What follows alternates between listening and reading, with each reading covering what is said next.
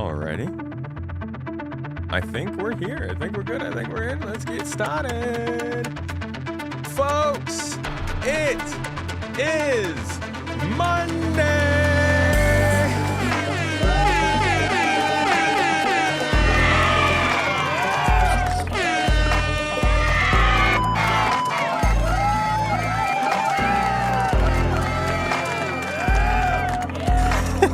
What's up, everybody? Hello. Welcome in. Hi. Did I break your eardrums? Is it a fresh, good, stupidly surprising start to your Monday? I hope that this is the first time somebody's blown up your day today. If not, though, it sounds like you're in for a good time. Hello, welcome in. How you doing? Good to see you. I hope everything's working. It's been a few days, and God knows, my audio is still a little bit weird. I actually want to check with you guys real quick before we get into things. If I turn the music up, can you guys hear the music right now? Because I got my Rodecaster into a place where supposedly it's controlling the music for both me and you. If that's the case, maybe we can stop annoying you guys with loud music. If you can't hear it, though, that means that it's showing up a lot louder for me than for you. Hello. Oh, the chat. Thanks, Mrs. T. What are you doing? What are you doing, Stream Elements, messing up my chat? Nope, no music. Okay, tell me when you can. That's not gonna work, there's a lag. All right, I'm gonna turn it up a little bit. Can you guys hear it now? It's like really loud in my ear now. If I turn it down here, does that turn it down for you too? Ooh, it totally is. Yeah, I just have to kind of deal with it being louder in my ears. I mean, you can hear it. Now it's loud. Low volume, yes. Turn it down to 9 decibels, sir. I'm looking at like 3 different decibel charts here. Kind of loud there too. Okay. Some of you hear it a tiny bit. Some of you hear it loud. Perfect. Absolutely perfect. Much quieter now. Okay, in that case, hold on a second. I think it's putting a filter on this after it goes through. So if I turn it down to this, but then I turn it up here. How is that for you guys right there?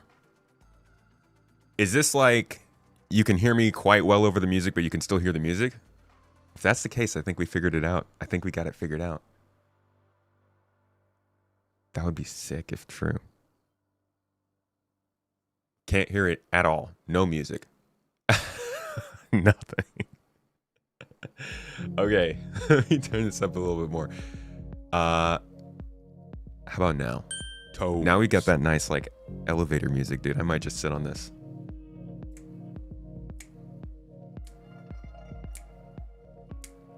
It's gonna suck if you guys can't hear the music. Then it just looks like I'm snapping to nothing. I don't like snapping to nothing. That's good. Quietly in the background now. Okay. I think we're in a decent spot here then. Keep me updated, okay? We're gonna try and tune this in so that you no longer have stupid music situations. Because if we can get it figured out, just gonna be a lot better this way. So, boy oh boy. We have a lot to talk about today. We didn't as of maybe 6 hours ago, and then I remembered I haven't talked about the loading screen. Actually, we should grab a snapshot of that before we even start getting into everything, because we're gonna talk about that. The loading screen on Star Citizen Alpha 4.7 it proved me wrong. I'm very wrong. I was super wrong. There's hey, you know what? I won't complain, all right? Thanks for protecting my identity. This doesn't matter. None of this matters. You just put in anything. I appreciate CIG out here protecting me, okay? Just wish you would let me protect myself a little bit more than 2 hours at a time. So I wasn't really planning too much to go over today. Gosh, it was really gonna be talk about the loading screen, and then we go and we jump into the game. And I wanted to maybe check out the new FPS game, the FPS guns rework, supposedly coming in 4.7. I thought that'd be interesting. But then I was like, wait a second. It's almost April. And we have not looked at CIG's financials. Why is that? Nobody's even talked about it. Nobody's brought it up. Nobody's made any thumbnails. I haven't seen anything about it. So I started looking, and look what I found. CIG's financials from 2024. And boy, oh boy, there's some stuff in here. So we're going to go through this today, not in stupendous detail, but definitely dialing in on some things that I found that are surprising, not gonna lie, and a little bit telling of what's going on with Star Citizen, at least back in 2024 and probably last year. It really puts last year into perspective. So we're gonna get to that, but before we go do that, we're gonna get this loading screenshot. I also wanted to talk about the data running and the Starchitect and how they're teasing all that stuff. However, I feel like maybe I should do the financial stuff first because that's more exciting. And then also, Osiris Reborn is having some kind of an announcement today, so I wanted to touch on that real quick. All right, I'm just going to set this real quick. For anybody who's in GII, by the way, we haven't set it yet. We're going to put it on the announcement this week so that you guys aren't caught off guard when the update drops later this week. But we are moving our org center to New Babbage. It's official. GII is moving, folks. We're finding greener pastures and wetter skies because Microtech gets more precipitation than our corp. More information coming about that, but just so you know, just so you don't get surprised later this week if we are like the patch drops and we're like, oh, by the way, and you don't have to change where you are. Like, that's not to say anybody in GII is forced to make their home where GII makes their home. It's just so you know, if you want to be in the place where we're starting our stuff, we will be starting. Okay. Our home will be in New Babbage, but our logistics starting point will be in Microtech L1 space station. So essentially, we're just moving across the system all around. Finally, PK says it was a mutiny. I was outvoted. No, I'm kidding. No, it makes sense. New Babbage is not only the most interesting planet, like just to kind of explore. It's going to have caves. It's going to have ground locations. It has snow. It has trees. It has outposts. It's got obsidian fields, which I really hope they use that to make some new resource. And probably it's going to be the first planet in Stanton that gets the Planet Tech V5 treatment. ArcCorp is so... We covered this like a couple weeks ago. ArcCorp is so far away. When is ArcCorp going to get any kind of update? Zorp. Exactly. Zorp Nation. By the way, hello everybody. Welcome in. I realize it's been a good 3 or 4 days since we last saw each other, and when we last saw each other, I kind of dropped off the stream without saying what the heck was going on. Toes. Let me first say hello and thank you to Jorsty for dropping a sub last day. Also though to Schulter. Appreciate you, my dude. Thank you for the 2 months Prime sub. And Abdi! What's up, dude? 44 just I don't know what this means, but welcome in, dude. Good to see you, Abdi. Can we get a shout out from my man? Dude, you've been back in the Tomat for 44 months?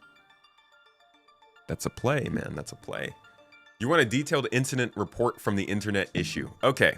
All right. Let's start. I'm sorry. We'll get to the news, I promise. I gotta tell stories. I gotta say hellos. Cleo, welcome in. Diva. Good to see you. Pigeon Tendies.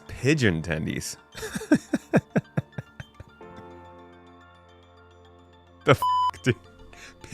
Pigeon Tendies. Okay. All right, I'll take it. Space Maurice, welcome in. Star Mage, Arctic Wolf, Yui, Admiral Deckard. Wow, 2 waffles. I got 2 waffles for freaking breakfast today. I like a Liege waffle. Don't at me. Belgium has my heart. Or Belgium, right? Liege, Bruges. Yeah. No. Yeah. Netherlands? Belgium. Netherlands. Belgian. It's Belgium. It's the Belgium waffle. Liege, Belgium, Bruges. Yes. Sorry. I'm obsessed with those waffles. Lysergic, good to see you as well. Glass Sword, C. McD, Gunny Canic, Citizen in Game. Hello, hello, hello, everybody. Blamsmith, dude. Welcome in. Everybody have a good weekend? Did we get off to a good start? So, the reason we, like, so... Sorry, PK. Hey, I'll give you this. You can mistake Florida for California. If you give me that mistake, I'll give you that one. The Mrs. Tomato had some concerns a couple of days ago while I was streaming and gave a report to our OB through text. The OB called her back and asked her for her normal information that you get from them when you sign in, which is usually like your name and your birthday. But in the middle of giving her birthday to the OB was like, okay, thanks. I'm just going to cut you off. You should go to the emergency room right now. So she came in here and told me. Obviously, this is means for panic. And my wife has a chronic panic. So that was obviously very scary for her, which was very scary for me. And so we immediately got off the stream and we drove across town to the emergency room. And it was okay. It took like 2 hours for us to find out if anything was wrong. And that was the first truly terrifying 2 hours of my life, I think. The first of probably many. I'm realizing that having a kid means everything's scary from now on. So that was a first for us. And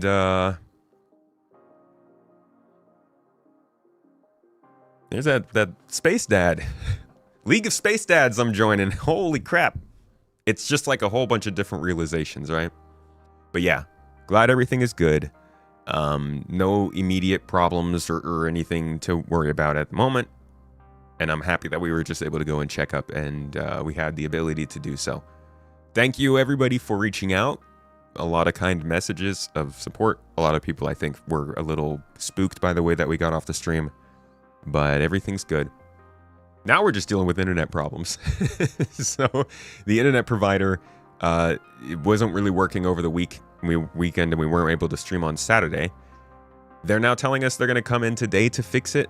So hopefully we'll be off by the time they need to come in. But if anything does happen during the stream today, if it drops out, if it goes wrong or wonky and I need to drop off, that's probably why. And hopefully after today, we'll be back to normal. Whatever normal is. But yeah, been a wild weekend. Nothing prepares you for those moments. Nope. I just hope I can develop dad reflexes. You came here for the data running info? We can start with that. Better be safe than sorry with these things. Glad to hear everything is fine. Absolutely, yeah. Thank you. Congratulations. Appreciate you, Metaphysical. Thanks. Little baby boy on the way.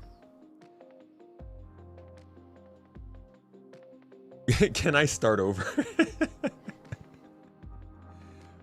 We had a scare during the stream. Dropped off the stream. Now we're back. All is good. That's a TLDR. You like that League of Space Dads. Glad that your wife and child's health remain good. Sending everyone positive energy. I'm happy to join the League of Space Dads, dude. I'm going to be quite honest, man. We live in a time where being a young man is weird and confusing and can be a little bit troubling.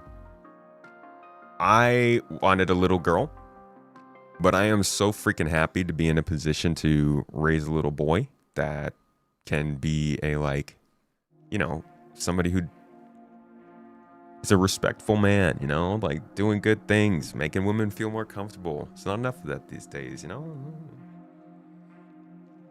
Woo! feel like League of Space Dads is a chance to promote that kind of stuff. Let's talk about space things, yeah? How's the music? Can you guys hear it? It's so loud in my ears, dude. I feel like I'm yelling at you.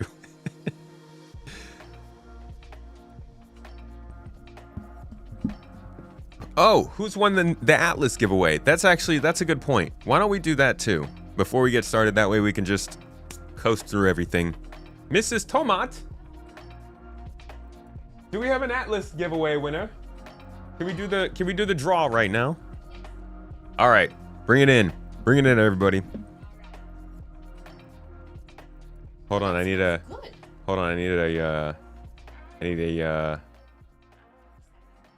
a good, what is this? All right, this is good giveaway pool winner music. Let's go. Are you ready, everybody? All right, drum roll, please. You got it? Rolling. Who got the Atlas? Rolling. No way. Just Game. Freaking Just Game, dude. What? Wait, I swear I just saw his name in the chat. Are you in here? Are you in the chat, dude? That would be the first time I think somebody's been in here when... Hell yeah. This is my favorite kind of music. Congratulations, dude. You got yourself an Atlas. Atlas? Argo Atlas. The red one. The Lunar New Year one. Lunar New Year Argo Atlas. Dude, this music, this slaps.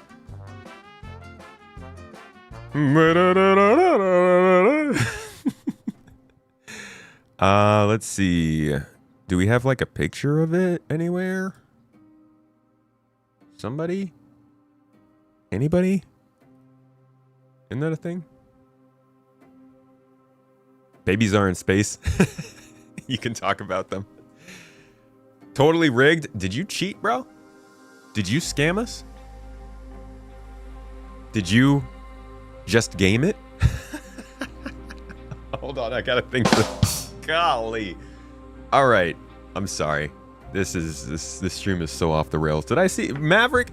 Just Game just subbed. That's why. Did you just win because of that? Was that a cheat code?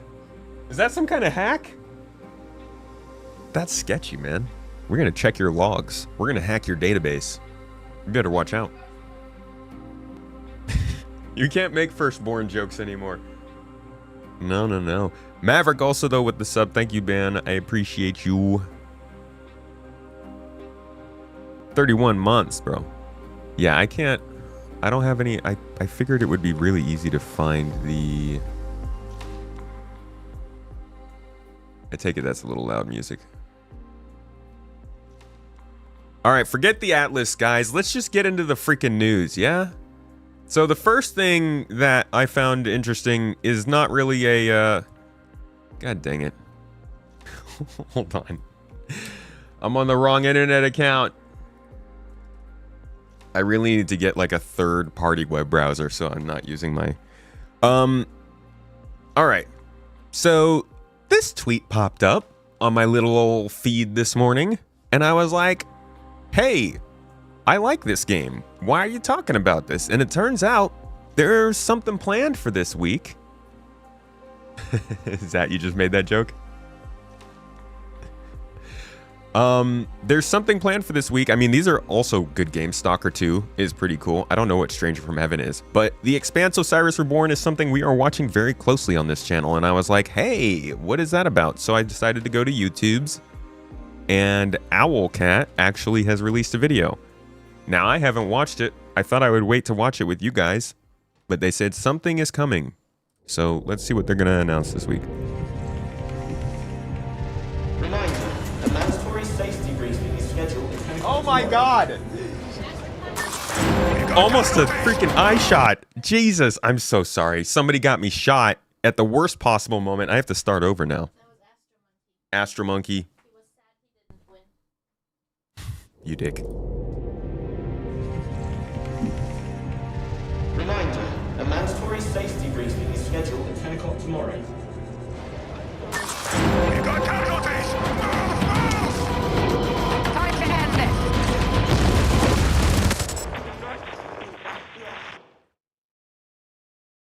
Okay. That was super exciting. So it looks like a demo? Maybe? That looks like a demo? I'm guessing it's a gameplay trailer.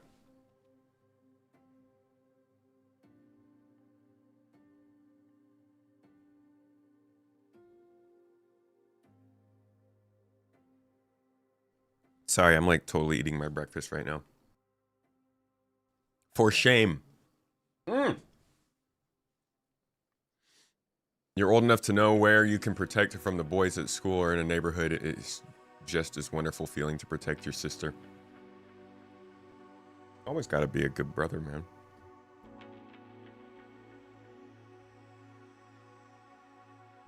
Oh, hey. By the way, I'm just looking at that link in the chat right now saying 5% off the Tobii Eye Tracker.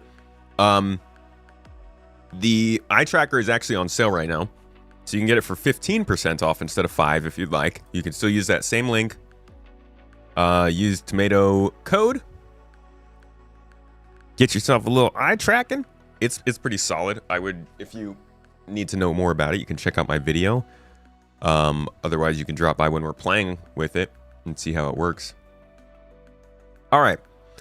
Let's start with, yeah. Okay, let's start with the loading screen.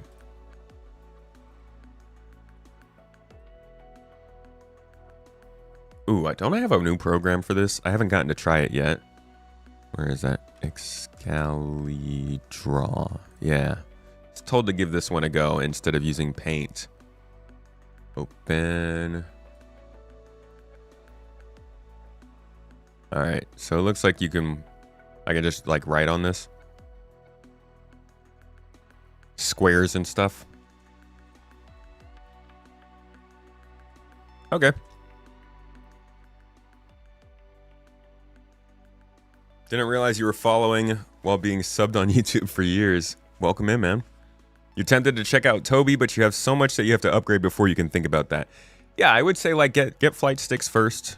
Make sure your mouse and keyboard is in order. Your computer is all good. Tobii Eye Tracker is like a good extra. Certainly very, very nice to add to your kit. And it can... Honestly, my favorite thing about it is that it works with Windows Hello. Sometimes this thing logs me into my computer while I'm still walking through the doorway. It's rare. This only happened like 2 or 3 times, but this thing still surprises me how good it is at helping outside of the game. Okay. That didn't work. Space nerds, I was wrong about the loading screen in Star Citizen Alpha 4.6 and 4.5. I think it was. We can actually go back real quick to have a little look, because I had a bad guess. Just want to remember what it was that I actually said.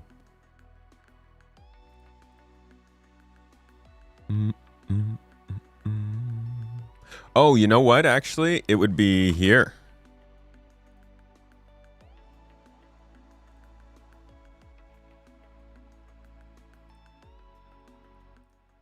All right, what?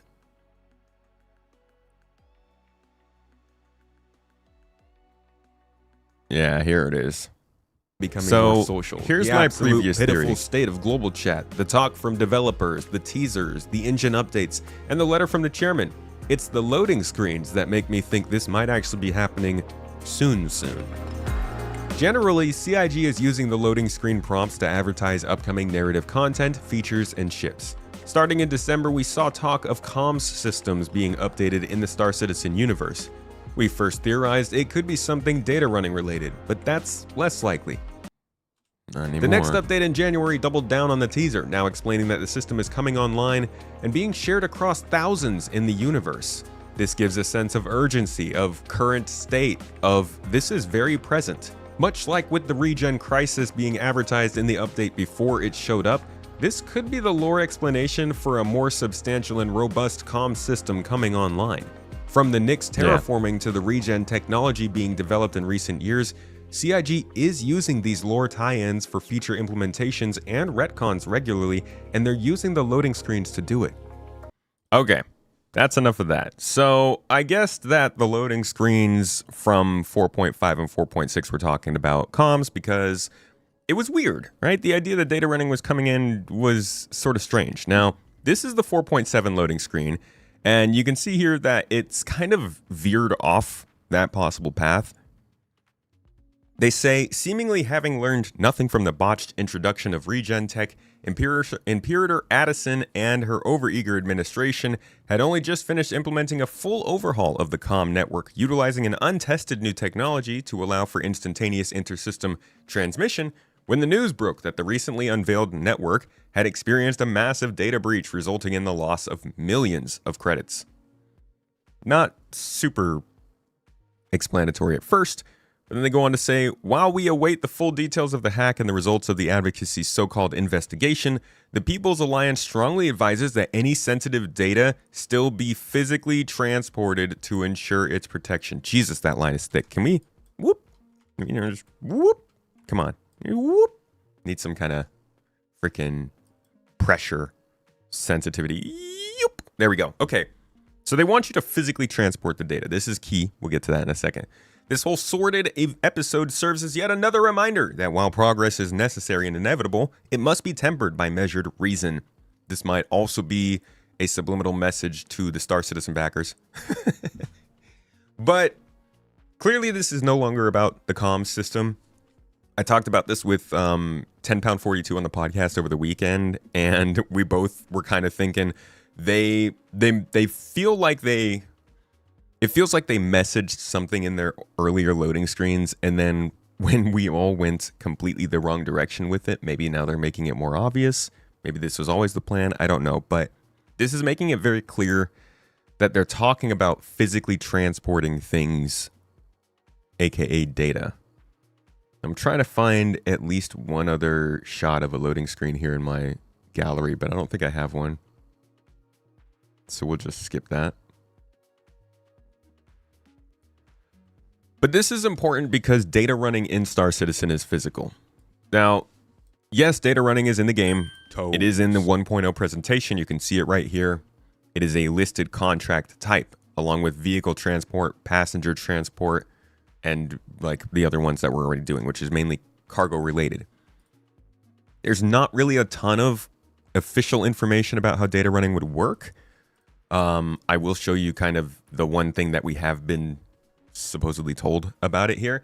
But if you look back at any records talking about the gameplay and what it's supposed to be in the game, you can read on a wiki here. Data transport is an upcoming career in Star Citizen that will evolve around collecting and transporting data and trading it. Data will only be able to be transported by designated data running ships that are able to store it. Data will either be collected through exploration by recording unknown uncharted parts of space, or by downloading it from another server, and can be traded afterwards. Now, the current two data running ships that they have on here are the Mercury Star Runner and the Herald. They were both delivered with literal physical objects in the ship that are supposedly used for storing said data. They also have, I think they both have like a dish that you can find that is meant to retrieve said data. All of this does make sense, and it's not a crazy thing. In fact, I'm playing through Star Wars Outlaws right now, and one of my favorite things to do is go and find these little data chips that you can turn into different factions to get better reputation for them. Super simplified idea of how data could work compared to what we're about to talk about, but it's just goes to show that like this is not a crazy thing in a sci-fi game. Space games do this kind of stuff all the time. Commoditizing data can be as simple as a little point, like a single point in a database, versus actual information that you scan from somewhere. So in Star Wars Outlaws, yeah, this is just like a little icon that you're basically turning into places. But in Star Citizen, data is supposed to be where's the resources where's the the Karenite, right? In what caves can you find Karenite? Where is the derelict Idris with the valuables on board? How do you get to the artifact that this certain faction wants you to turn in? That brings us to the first time they ever showed us a realistic idea of data as a commodity. And this idea of data as a commodity is central to this idea of data running. Here's a kind of full look at what they were talking about. This is 2023, I believe. Yeah, CitizenCon. So our current objective, it's much more interesting if we can actually take this on the go. So let's download it to our data bank.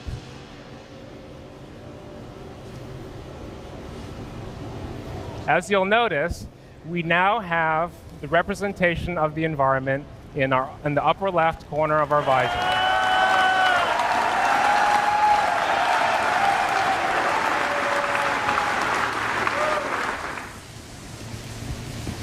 Now, the thing that's really interesting to note at this point is not all environments will have such a convenient kiosk available. You may encounter rundown settlements, or you might come across a cave that no one else has ever set foot on before. What will happen in this instance is your radar will incrementally update your map, and it will incrementally reveal your environment and just save that to your data bank. So you kind of reveal it incrementally. So this map, what we see in the upper left corner of our visor, is not really just a map. What it really is actually data. It's our radar. And we can see contacts on our radar as we scan. And it's basically what we have available in stored in our data bank. So, okay, so he got the point across there, right? And you get the idea. He's basically calling out the fact that as scanning becomes more a part of the gameplay, you will scan something, record that data, that will be saved to your map, but other people who haven't gotten that data or been in that area won't have that map. Right now, you can go on the star map in Star Citizen, and there's freaking locations all over the place, right? You just non-stop quantum beacons and markers and all this stuff. I can't find any pictures of the actual map, of course. It's all the Arc Star map. But it's all a bunch of... Dude, what the hell? Why is there no picture of the actual map inside of Star Citizen, the game, on here? Let's take this. This looks like it might be an older picture, but whatever. Works as an example. All of these locations are public locations. Space stations, planets, jump points, all that nonsense. When you zoom in on each of these planets, you see all the outposts and stuff. You see mining facilities, you see bunkers, security outposts, distribution centers. Those aren't all going to be on our map all the time. And that's what he's trying to say here. Not only that, caves themselves won't be on the map. You have to scan them down and find them. That means that the data then has some usability that can be shared. Now, they also in this presentation showed us the first version of sharing said data. Check this out. looks interesting. Press T. So what we can do is set a marker, and we can customize the details of that marker. Now, what you'll notice as well is as we set markers, there's metadata that is encoded into each of these markers on top of the customized name that we can specify.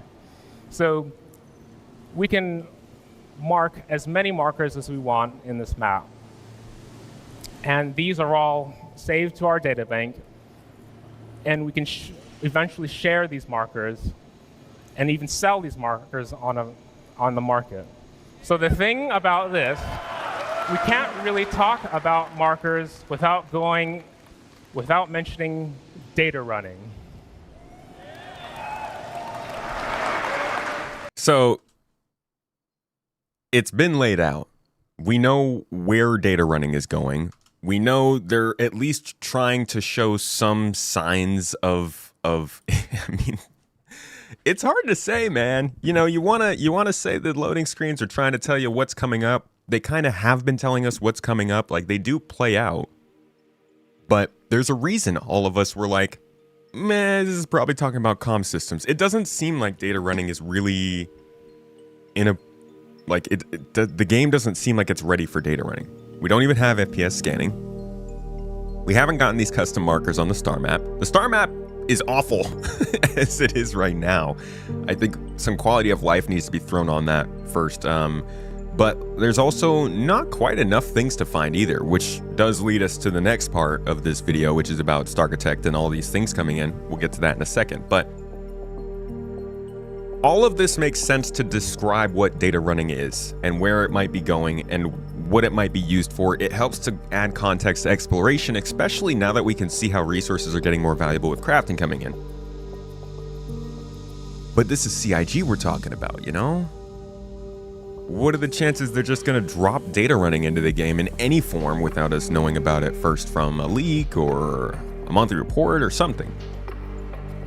I don't think even if we did see data running coming in, it would be similar to what we hope it would be with the ships running missions and having specific things you have to use. I think data running would start out here with little markers. Except, no. Because the way that they're setting this up sounds a lot like in Star Wars Outlaws. You basically have to get a data pad of some sort and just move it somewhere. There's a very good chance that this first version of data running that they're talking about will literally just be data pads with data on them. Essentially just like a courier mission, a one-handed object that you're transporting. I'm thinking if data running is coming this year, it is not going to be because data is a commodity, and it's not going to be because we're getting the data running that we like. It's more so just to add another loop in. That being said, adding another loop in is not crazy. I think it was the February monthly report, maybe, that talked about a new gameplay loop. January?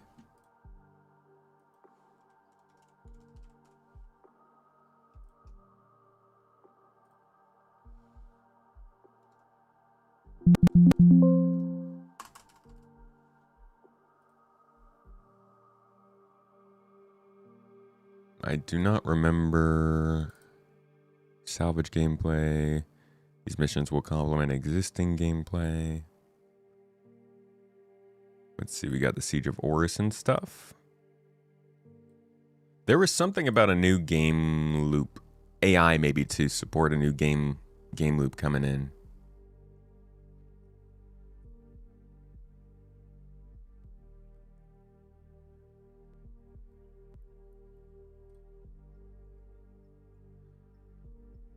Prototyping its future speed, triggering safe zones, refueling missions. Ooh, forgot about that. Perspective goals for the upcoming years. There we go. Players will meet in some of the new game loops. So there's some stuff. There's some weird stuff that's going on, but I really don't think that if data running comes in, it's going to be anything more than like a tier 0 adaptation of some kind of gameplay for it. That being said, we did talk about there being locations and other things that need to be happening. That's the other part of this report. Over here, Nyx 1 land grab continues unabated. This is the storyline that we've been able to very easily follow since October and kind of call out, I think, all the way back to the announcement of Nyx and the fact that Nyx was going to be different. I had Paul on for a podcast, the Astro Historian, and we were theorizing that because they were trying to switch the planet to be this paradise that could be settled, they would have to build a story around the fact that everybody's going to want to come back in to settle it if Nyx was left alone because the planets weren't worth it. Lo and behold, the next month, the loading screen showed that, yes, the UEE is talking about this, you know, oh, there's terraforming going on. What might we be able to do there? And then we have the Clean the Air event, which a lot of people are thinking might have been started by the UEE to continue to hurt the people of Nyx and keep them kind of on their back foot while this planet is becoming viable for living. Now, on this loading screen here in March going into April, 4.7. We're getting kind of close to Invictus Week, which would be a big time for military campaigns. They say, following the experimental terraformation of the planet, interested parties continue to stake their claims. With numerous outposts being established across its recently renewed surface, the development boom plaguing Nyx 1 shows no signs of slowing. Most concerning are reports of a new group who seem to be establishing fortified settlements at an alarming rate. That's probably a new faction coming in. While it is not clear yet who these newcomers to Nyx are or what their intentions might be, what is rapidly becoming apparent is that if the People's Alliance do not start to take the task of settling on Nyx 1 seriously, there is a high chance that there will be only scraps left on the table when the governing committee does decide to act. They are setting up a pretty baller A story this year, dude. I think this is going to end up being a full-on, unfortunately for those who don't like combat, this is going to be a full-on faction warfare kind of situation on Nyx 1, I think. I think there will be a lot of peaceful places to go in Nyx 1, but this is definitely leaning towards lots of outposts, lots of factions, lots of contracts for you to take part in and pick a side. Can they pull that off? Honestly, I don't know. Like, they tried to say that this was going to happen in Pyro, and Pyro fell completely flat and continues to. So there's no guarantee this actually does bring us some kind of a cool faction-focused war across Nyx 1, but it does seem like that's what they're trying to set up. How would this be possible? Would be the system Starchitect that they're working on, which, if we go back to the show with Benoit earlier this year, we can confirm from his own words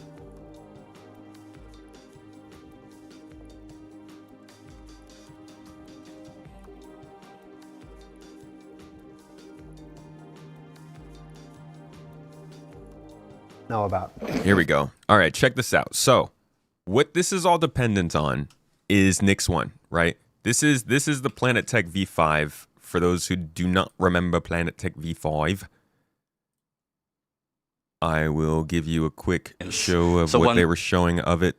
This would be, 2024. I'll show you the stuff from 2025 because that is much easier to remember at this point. This was Planet Tech V5. Swamps. These core biome concepts give us a fantastic platform to hone our technology, in some cases because the current tech couldn't do them at all, or because we want to completely step up our game for them. So, let's approach this planet in much the same way that you, the player, will, from orbit. The orbit appearance of the planets going forward is far more tied to what is present on the surface. Previously, we had different data that drove the orbital and ground coloring. That's because the orbit was designed to look like vegetation that we'd place on the surface, and the ground coloring was trying to be a mix of soil, rock, and the organic compound coloring that forms the kind of colors there. Now we author much more of the data in a unified way. When you look at Earth, you see blues and greens for ocean and vegetation, and brown or yellowy tones for sand and soil. We wanted to keep it as simple as that. The same set of textures and data that define the color of the soil, sand, and rock on the ground are used to create the orbital look. We then assess the presence of vegetation and competition between different species on each part of the planet. That's crazy. That's insane. So this whole system is based around making sure that planets are built using a set of rules rather than artist input. The artists still have input, but the rules define where things spawn. So like rocks spawn at the bottom of mountains, grass spawns in valleys, snow happens at the top of hills. At the bottom of those hills, you'll find rivers and lakes from the snowmelt. It brings Star Citizen planets into a more logical state of being, and it's based around some machine learning from Luna, Earth, and Mars. So that is Planet Tech V5, and that's mostly what we know about it. But what Benoit confirms here is that Planet Tech V5 will include Starchitect. Tell me something we should be excited about that we're not currently excited about. Give us something nobody's expecting. That's hard. You're putting me on the spot now. I'm putting you on the spot, Mister. Is the Babbage coming? Okay. Well, one thing we didn't talk about in detail that I could give background info on is Genesis. Okay. And Nix 1, right? Okay. So, I mean, we're obviously working on this. That's no surprise to anyone.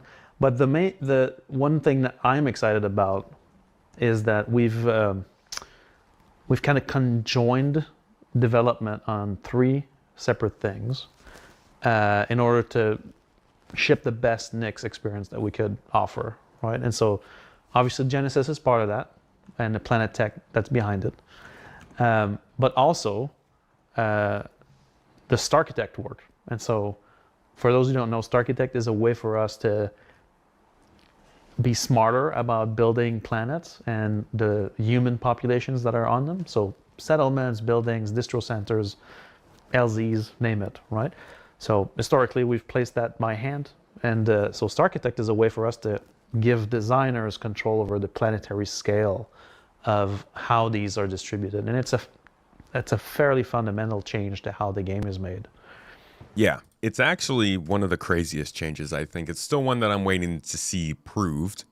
Let me just give you like a little teaser of their plans for this. I'm not going to play this whole presentation, but I'm going to jump around a little bit so you get some of the most important details here. Listen to this. And any location that you'll find needs to have its own unique personality and no repetition. We don't want you to find the same location twice.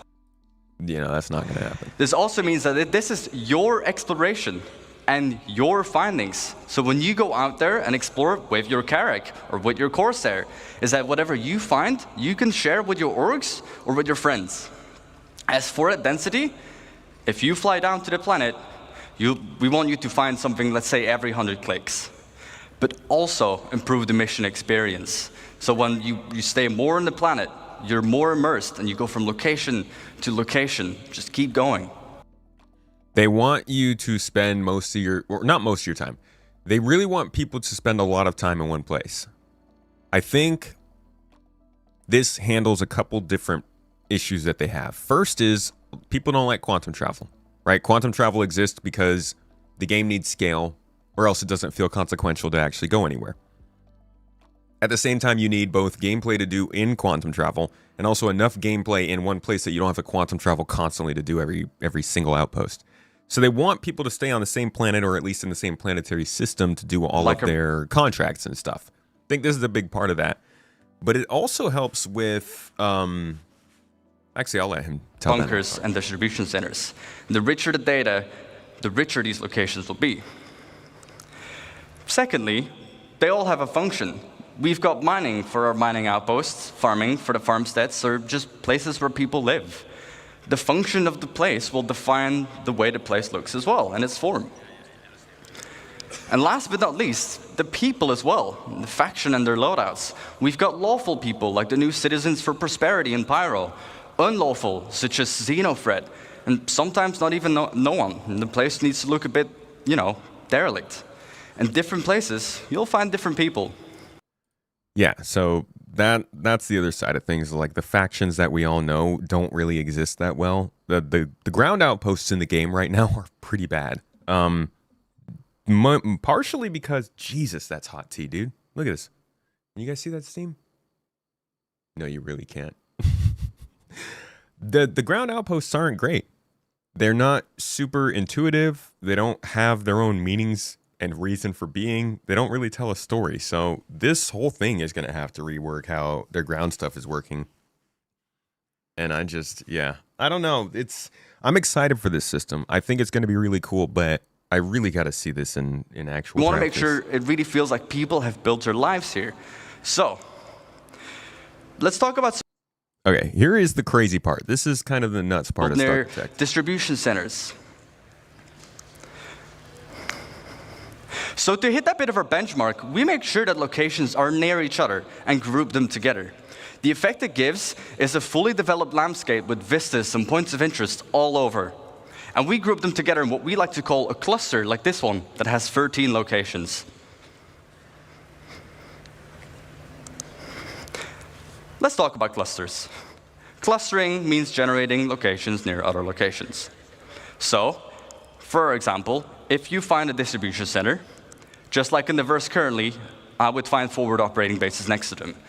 But if you go even further out, you'd find mining outposts to funnel those resources to the FOBs. Go out even further, you'd find caves around them, because that's where they might find some of the gems. And then we can even specify the data on a cluster level. All of the factions that live at this whole cluster, any mining outpost, that would be the same people, but also what commodities they sell, to find on what resource you'd find. So let's look at an example of the clusters. We have our mining cluster. Again, we can define what rules we should have. Rules, well, near a resource, just like our mining outpost, but also it needs to be on a lawful planet. We can target on a planetary scale where they would need to be. They need protection. As for the targets, well, caves, mining outposts, but even trade posts. Let's go to the other side of the spectrum. So you guys can see how this is all something Before I that do can so, easily I be forgot. like, Data. they can easily set the stage, or rather, this really easily explains, where the heck did that thing go? Yeah, this really,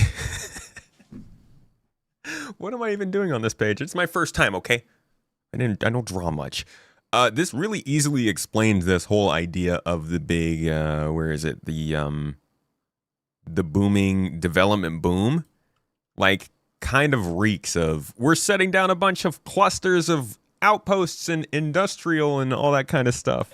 We can, on a cluster level, specify, again, what mineral commodities, but also what harvestable types you'd find are in that region. Now let's look at the other side of the spectrum, an unlawful cluster. What rules? Well, they need to be far away from any other cluster, because they want to be isolated and do their evil deeds on their own. And also on an unlawful planet, such as somewhere in the Pyros system. For the targets, outlaw outposts, crash ships, because they would shoot them down, and also ruins from just places they just completely overrun.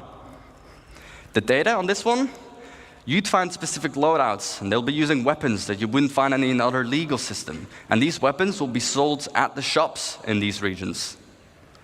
So, now that we have a cluster, let's go even bigger. Just like This is the part where you say, I'll believe it when I see it. Clusters near other clusters, and we group them together, ranging between 10 to 15 locations each. And we group this into what we call a sector. Like this one, that has about 120 locations. However, on a planetary scale, we can define how many sectors we should have, with each their own data and persona. And every single one of these locations is now ready for the mission system to hook up and give you gameplay, and for you to find a bunch of places on your own. Thank you, Astro Monkey. And Clap. just on this side of the planet, can you guess the number? We've got about 3,042 locations. So, like, that's insane. But, again, falls in line with what they're pushing for the Nix 1 drop. Is this going to be a 4.8 kind of thing? I don't know. But they're seeming like the planets are in the star map as a 4.7. They keep teasing it in the loading screens. Benoit's been talking about Planet Tech. Ali Brown's been talking about Planet Tech. It's getting close. I don't know if it's 4.8, 4.9, but I do think it's probably this summer. We'll see if Starchitect really, really impresses, though. Did you get clickbaited? No. We're going to talk about the financials. But we're also talking about 4.8 stuff. I believe that was also in the title. And now we're done with 4.8 stuff. That's really, you know, that's the loading screen. I wanted to talk real in depth about that, where this might be showing we could be heading, what sort of things it might be saying about the next couple updates, but mainly just the fact that, no, I don't think this is talking about social tools anymore. It looks more like it's data running and probably not the full data running we want. Does that mean social tools aren't coming in? Also, no. Because they sound like they also want to get the... what's it called? They sound like they want to get the tactical strike groups into the game for Invictus, which is, good lord. If they do that without any new social tools, we're screwed. If they do that, it's going to feel like Starfield Planet's very repetitive. Well, that was what he was saying. It wasn't their whole goal here is to do it without feeling repetitive. So if they fail, then yeah, it will feel repetitive. But the point of the system is to do better.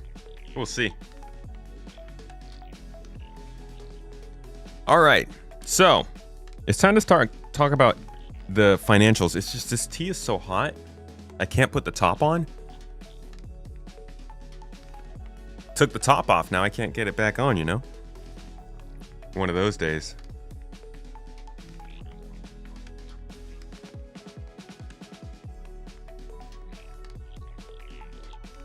We need social tools for that tactical fleet battle to work. Yeah, dude.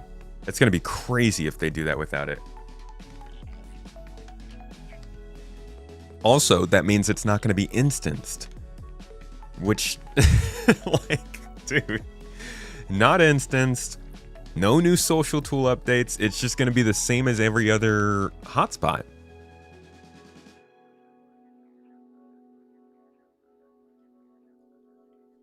Sorry? Yes, please. Thank you. Management to save the day. Okay. Alrighty. Wait a second. No, I don't know when I just started that. Don't be weird. Space nerds. Star Citizen had a record last year in funding. 2025, they made more than $150 million. And you could tell that they were trying. They were working at it. It's every year they put out their financials for the year, 1 year prior. So last year we got the 2023 financials, and we've been waiting for 2024 because it is interesting. 2023 was the first year that it looked like they made a loss.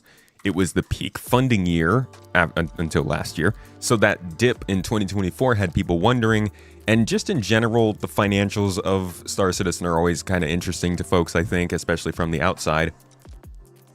So the questions, they've been there. What's been going on? How were things going after 2025? Record-breaking year. Are you guys, you good? It's complicated. We're going to go through the financials I have found earlier today. I'm not going to explain everything here because, believe it or not, I'm not a financials expert. I wouldn't be sitting here streaming this if I was. I don't have any training in finances. I have done a little bit of reading through this and trying to figure out by searching what the heck some of these terms mean and how these reports actually work. What's being said, but I just want to be clear. I'm going to try and share the information with you. I'm going to try not to come up with too many of my own conclusions. I'm just going to tell you what I see. Let's start with looking at the monthlies. So things were going pretty well last year. If you go back to months in earning, you can see November was the peak with $32 million earned in 1 month. Which is insane, dude. Oh my god. But obviously it drops down towards the beginning of the year in Q1. So while it has slowed down, I think they're still outpacing all years prior. You can see in January they made 8 million compared to 7,778,000 prior January. This year they made 9,354,000 in February versus the 7,679,000 in the previous February. This March, they're currently on point for 5 million right now. They're making 4.6. Last March, they made 10 million. I don't think they're going to match that, honestly. I think this will be the first month where they do less than last year. That's besides the point, though, because we're talking about their long-term stuff. Yeah, I'll link this in the chat for you.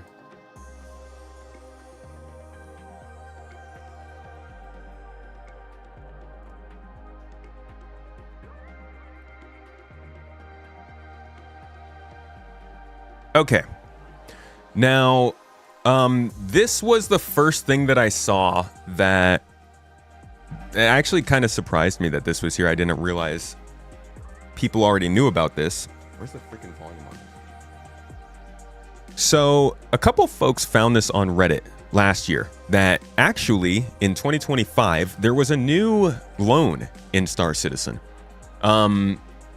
And I can find that actually. I've got it written down so I can take you to where that is on the financials here. Just give me 1 second.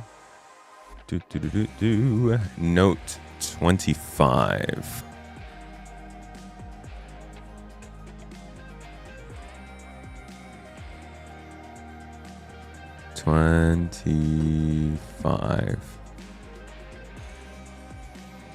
There's so many notes. The link I posted doesn't work? Okay, give me 1 second, guys. All right, here we go. So, note 25. I don't know why the link doesn't work. If you guys just... let me... Hold on. Let me see if I can get the link of the website where this is all hosted. It's publicly available. Here we go. UK government keeps it listed. If you guys just follow this link I'm about to post, it will take you to...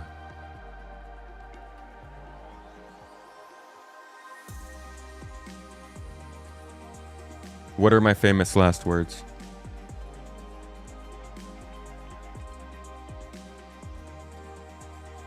Oh, because of the Aurora Mark II sale? We'll see. We'll see how much money they make. So what I have on the screen here is that on January 15th, the company was authorized and issued 247,520 shares to an existing shareholder, thereby increasing their shareholding. The newly issued shares are of the same class as those already held by the shareholder before the transaction, with no variance in rights compared to the existing shares.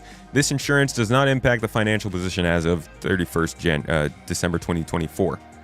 On March 3rd, 2025, the group drew down $10 million under a loan facility entered into with an existing shareholder. Again, same shareholder. Well, maybe not the same shareholder, but likely the same shareholder. The principal is contractually due for repayment on December 31st, 2027, although the terms of the facility allow for earlier repayment within a defined window prior to that date. In addition, the lender holds an option to convert all or part of the outstanding loan principal into ordinary shares of the company as of the January 2025 investment value in lieu of repayment.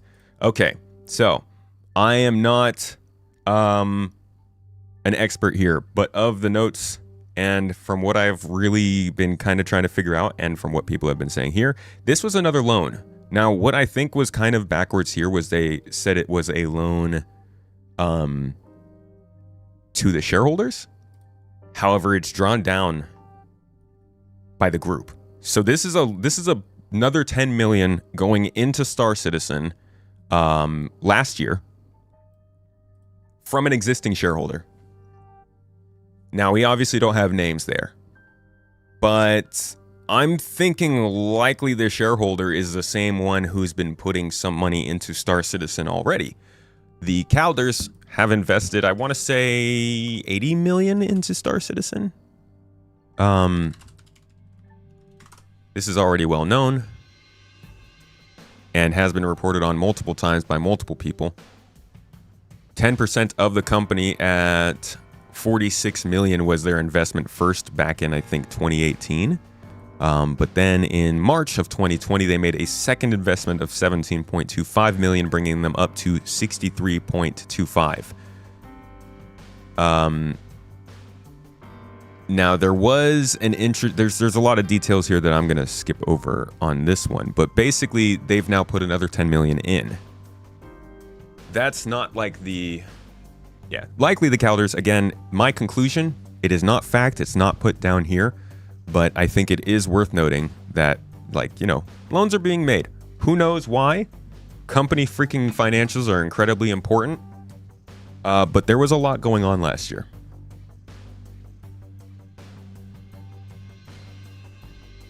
Now,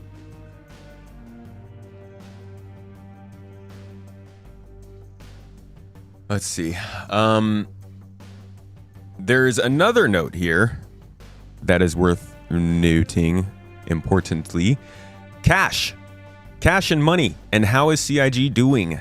They've got a few different freaking pages that show this. Let me see if I can find the right one.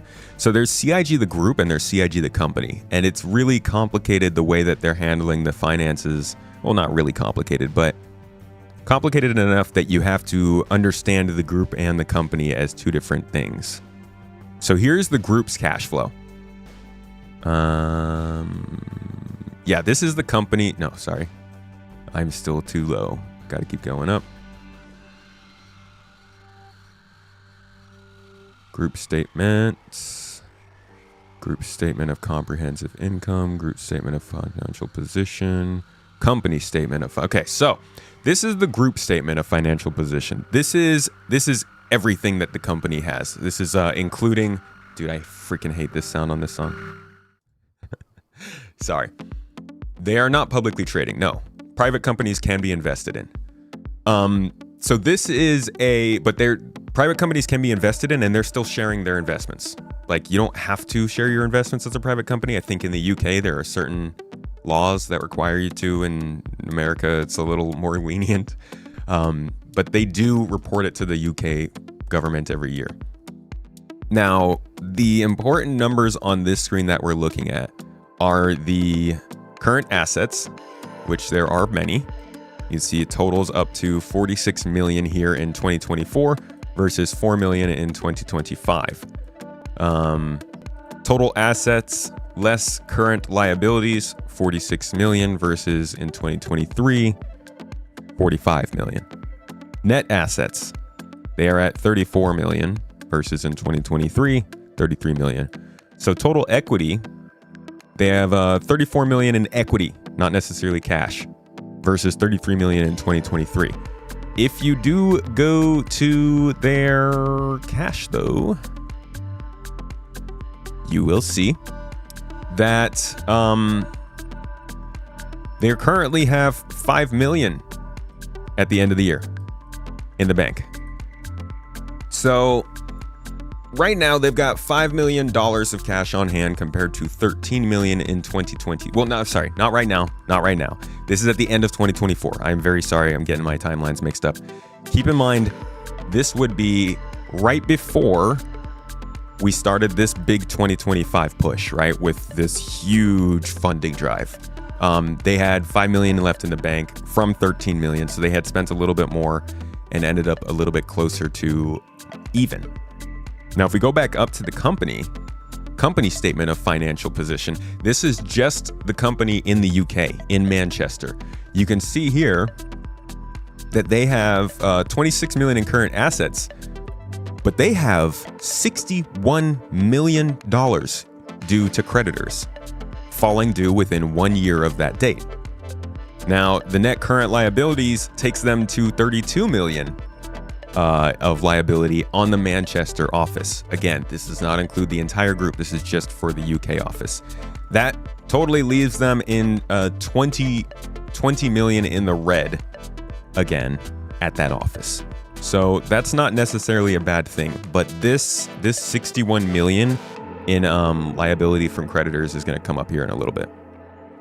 Okay. Now, I have to find note 29. This is a journey, huh? Sorry, this is the first time we usually go over these financials, but generally I try to bring somebody in who knows a little bit more about it to talk about it first. We'll be doing that next. This is all based off of, because I haven't seen anybody even talking about this year then yet. Now, here's the big one. This is the big, this is where everything kind of comes clear. Couts & Co. holds a charge over all the company's rights, title, and interest in and to the video game in relation to the outstanding loan facility. As of reporting date, the balance of the loan was, they say nil here. Contingent liability exists with respect to 1,877,840 issued shares as of 31st of December 2024. These shares have the right to put their shares back to the company for repurchase at a minimum return premium of 6% per annum on the initial purchase price. For 1,599,900,000 shares, they also have a value formula based upon 3 years average revenue leading up to the start of the exercise period. That 3 years average revenue is important because if you look at the revenue the 3 years prior to this, it was down around 100 million. If you are able to boost your revenue in the third year of that 3-year average, it's going to look a lot better, right? That average goes up a lot more. You're able to negotiate a lot better if you do need to get a loan or, negotiate a position with investors. That's important. For 277,500 shares, their put rights are exercisable on the 1st of January 2028 only. Their earlier put exercise date having now passed. I think they renegotiated that stuff. There's a lot of details here that I cannot pull up for you. I know normally with the development stuff I can get all the context. I'm not even going to try and pull up the prior year's financial reports to corroborate this stuff. I'm mostly just reading through this part. For that reason, maybe if I skip down.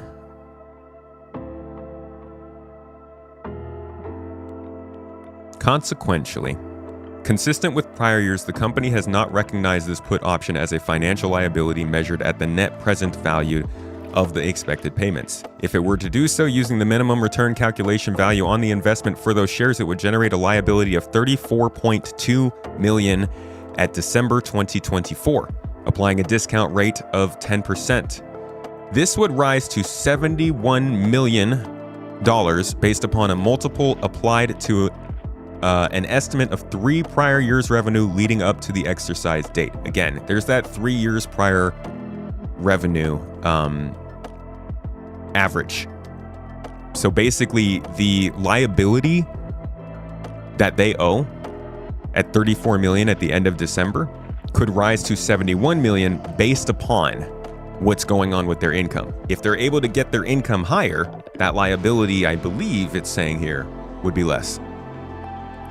The fact that the exercise is considered remote is the primary reason for not recognizing the uncertain net present value of this potential contingent liability.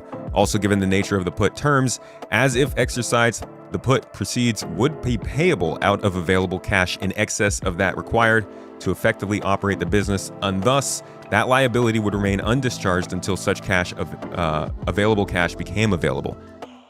They don't have that cash available. So I can't tell you what that means. As of right now, they have a minimum potential liability of $34 million that could go up to $71.4 million in liability.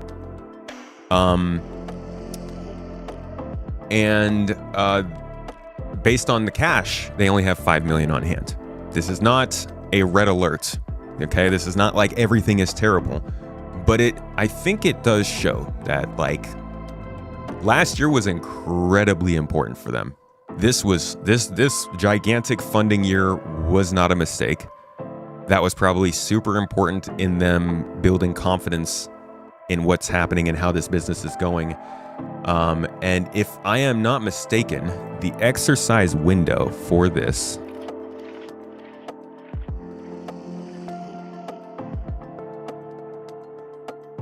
here we go. Okay, the shares, their first put rights are exercisable between the 1st of January 2026 and the 30th of September 2026. So technically, the people who are owed these shares, who this liability belongs to, have the right to exercise these puts. We're currently in the period in which they could say we want this money. They're not doing that. Like I said, I think last year was meant to build a lot of confidence in what's going on. Also, Squadron 42 is coming out this year. If there's one thing that I'm sure the Calders invested in with wanting to see how it did, it was Squadron 42. I don't think this is a bad thing. I mean, it's certainly a thing to be nervous about if you're CIG.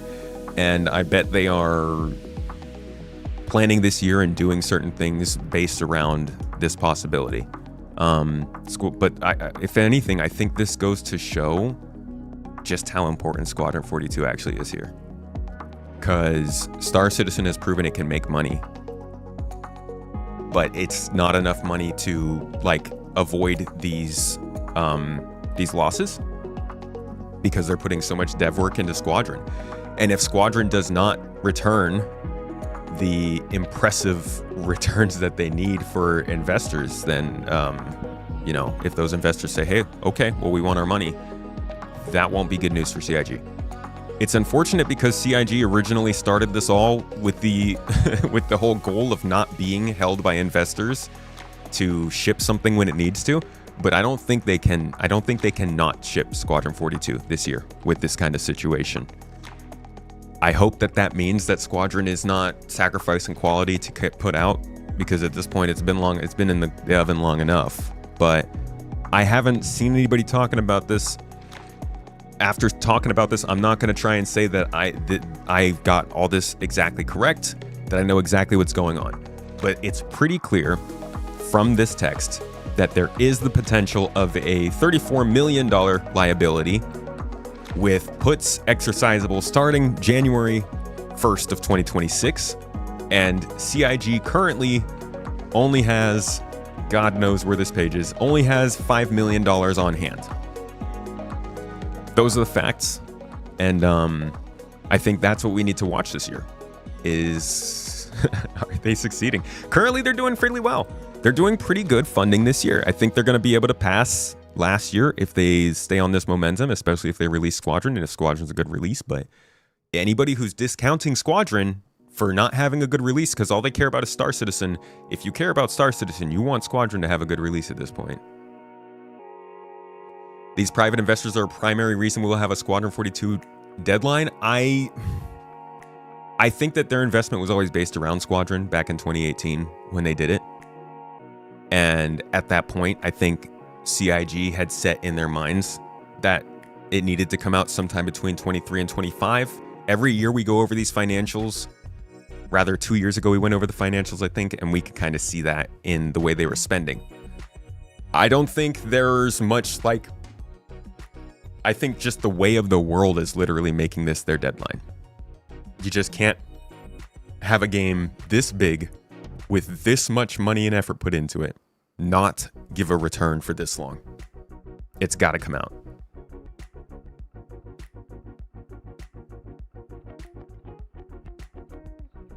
CIG will earn more than double last year's record. Watch. Ship sales carry the project. Funny people think features matter. Dude, no. We did this year, dude. This year would not have done as well if they didn't have a good game to play, or at least a better game to play. 2025 would have fallen flat on its face if they had released a whole bunch of ships every month and not given people good content to jump into. Same is true with this year. People are getting more excited because we're getting things like crafting coming in, armor and engineering are actually doing things. The mission storylines are coming together. People get more enthusiastic about the game and they want to spend money. CIG can put all the ships out they want, but if the game sucks, only collectors are going to buy them.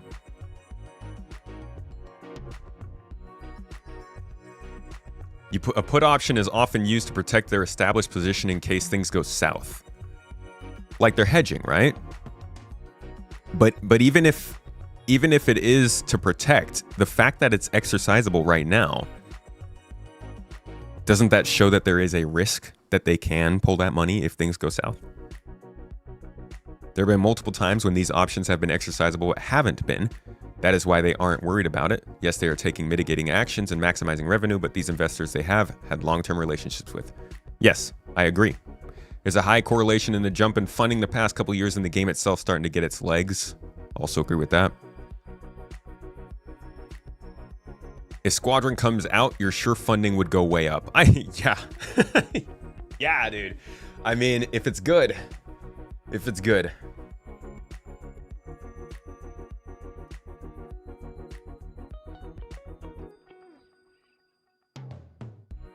It's possible that they took that $10 million loan additionally, just literally like you're saying, so that they can let the investors know that they're hedging. Hey, we can pay you back even more. Just, you know, trust us, which is a slippery slope, okay? We've seen that go off the deep end. I don't think, like, given all this news, okay, I'm still bullish for Star Citizen. It might be because I've drinking too much of the hopium. You might say it's because I've got the sunk cost. Maybe it's because we've tied our career to this. All of these things don't really matter, given I did all of those things because Star Citizen shows signs of being able to be something good. It has always showed signs of being able to be a complete failure. That, like, is what's the point in getting involved in anything if there's no risk? Yeah, this could be a absolute failure. It could go up in dust. It could have a crazy drama-filled ending, just like Ashes of Creation did. Who knows? Who knows where it goes? It's all a risk, but I'm sticking to it because, like, despite these risks and liabilities, this, like, if there is any game that I would be willing to put my faith in progressing forward from here, it would be Star Citizen.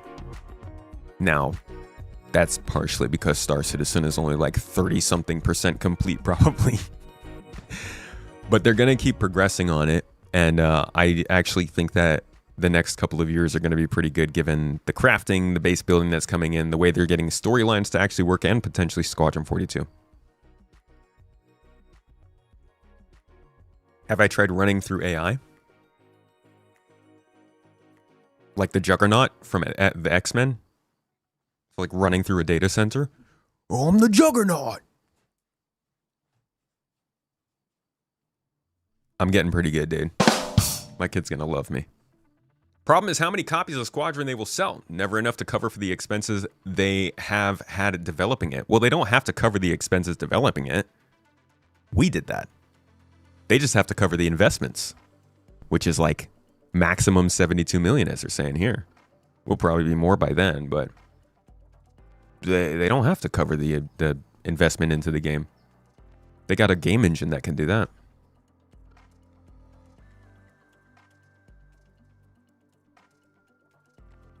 You ran it on ChatGPT if you want the breakdown. No, thank you. I think this is the most important part right here. The financial, this stuff I did run through just to double check and make sure it actually makes sense. And again, what I'm telling you is not coming from years of expertise or no. So I am going to try and get somebody who is an expert in this, have a talk with them this week, and then make a more proper video about this to share with everybody. Yeah. But this is the news that I wanted to share. I think it's a big deal. I think it's worth knowing. Have a wonderful day. Oops. Just bleeped myself. Doo-ba-doo-ba-doo-ba-doo-ba-doo-ba-doo.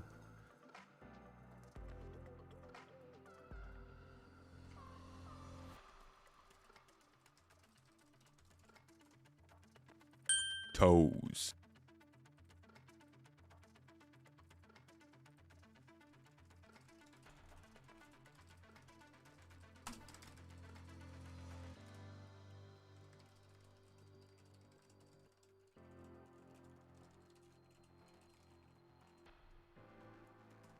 Think they'll sell 1 million copies of Squadron? That'd be dope. Alright, so I'm trying something new here where I record all my videos to my computer before moving it to my NAS. Potentially that is making the stream running better. Considering that we haven't had any problems during the stream, I'm gonna go with that and assume, yeah, it is running better. But now I don't know where I've recorded my video to. Will Squadron be on Steam? I doubt it. I am hoping that maybe they can get Arena Commander on Steam. I think that'd be a big win for them.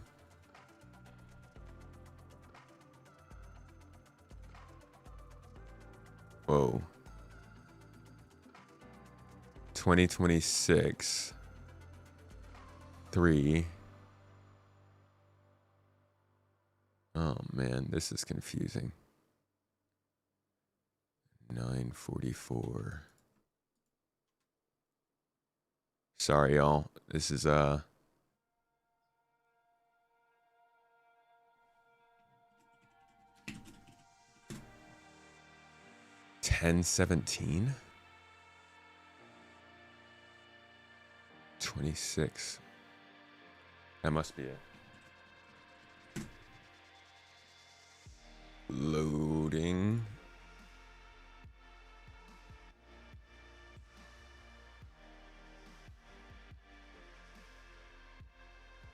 Oy. Okay.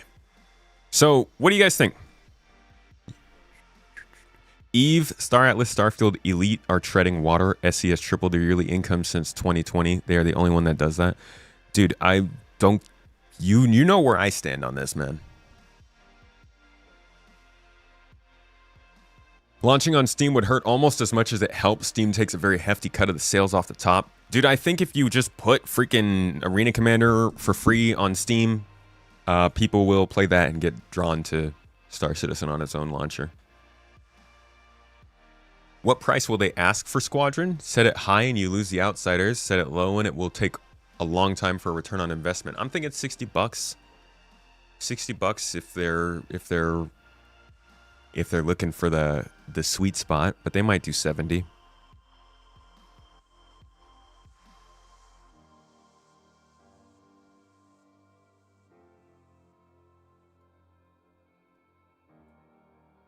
I think having a free-to-play Arena Commander on Steam would be really big for bringing people in, because you would be able to basically have... Imagine you get like the old school Battlefield crew. You get folks like Operator Drewski, Level Cap, what's the guy's name? Jack Frags. You get them all to come in on Arena Commander. You set up a basically Battlefield 2042 looking, it's a 2142 looking match. Pay a bunch of content creators to go do a few of these matches on there, and then you share that online. People would lose their freaking minds, dude. And if it was free to play, oh my god, holy crap, people would flock to it. And I think what makes Star Citizen so interesting, a hype train. Yo, Thorn 1234000, thank you for the sub, man. Lobo, you as well, and David Reyes, I appreciate you with the Prime sub. Thanks for starting the hype train over on Twitch.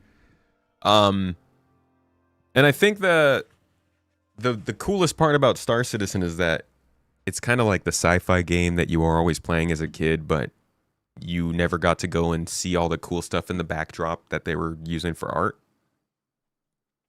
And I think a lot of people look for that kind of thing. If you get to play a game like Battlefield, and then you realize, oh, I could fly more of these kinds of spaceships, or there are other planets with this kind of stuff going on in an open universe, a lot of folks would probably be drawn in. And I hear you when you say you don't want those kinds of gamers, but there are a lot of good gamers who are playing. There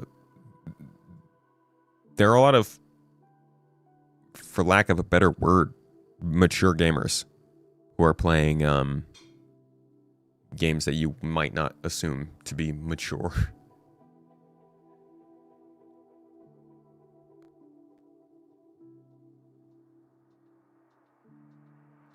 Think they will give some... the thing is, we can't even judge what kind of gamers would do well in this game because the systems can't stop bad people from doing bad things. It's actually awful how bad the system is at even weeding out folks for bad actions. Own launcher, 100% of the game price is profit. Steam launcher, only 70%. So it also depends on if they think they gain an audience out. Thank you very much. In charge, I think it would. Oh shoot, Arctic Wolf, dude, let's go! I appreciate you, my dog. Getting us started on the hype train, the Toes gang for the day. Might I remind you, we do have a streamathon coming up at the end of this week. I'm gonna be doing a whole bunch of Star Citizen stuff, a whole bunch of GII stuff, and a whole bunch of trading and crafting stuff. Also, probably gonna have a couple podcasts.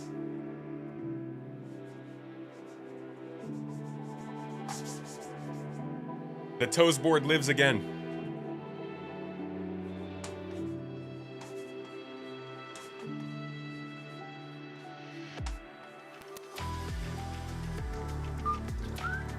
Thank you, dude. The streamathon's going to be one of those classics. We'll just keep going and going and going and going until the time runs out, however many days it lasts. Should be fun. Envoy, thanks for the bits, man.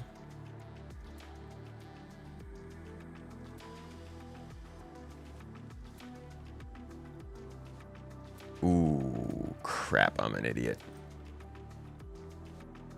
Dang it.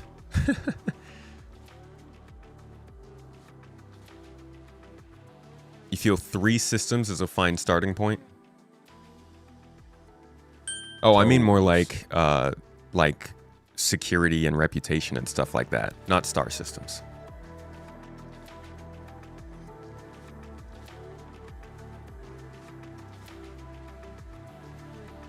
SC out-earned Star Wars Outlaws, EVE Online, Starfield, Dual Universe, X4. Oh man, don't bring up Dual Universe, that's just mean. Star Atlas, Elite Dangerous, and No Man's Sky without a free-to-play Arena Commander, they're not even close. Well, I'm not saying they should do free-to-play Arena Commander to make more money. I'm saying do Arena Commander to show more people what you're making. The biggest obstacle that CIG has in getting people to play Star Citizen is its reputation. The more they can do to change that, the more success they'll find. Like, why do you think they do free fly events? Yes, it makes the game play worse. Yes, it gives people a chance to come in and troll other folks and do all this bad stuff. But at the end of the day, Star Citizen sells better when people get to try it. Like, for all of the crap that we give it for the gameplay and the terribleness, how it performs even after this long, there are a lot of people who have a worse opinion of what it is. And so getting the actual reality can do more for people than just hearing about it over and over again.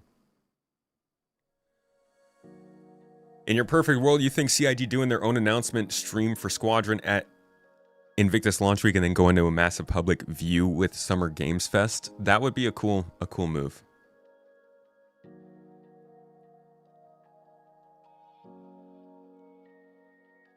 Yeah, when they just discover it's an actual game in the making. We are not a scam. That's the best advertising right there. Just keep telling people, hey, I'm not a scam. No.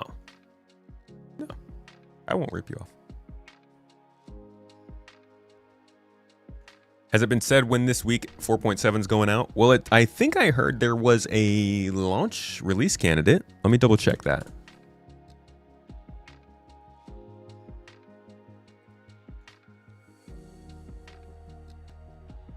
Hello? I don't have the magical red phone that connects directly to Chris's ship buying hotline. Nothing there.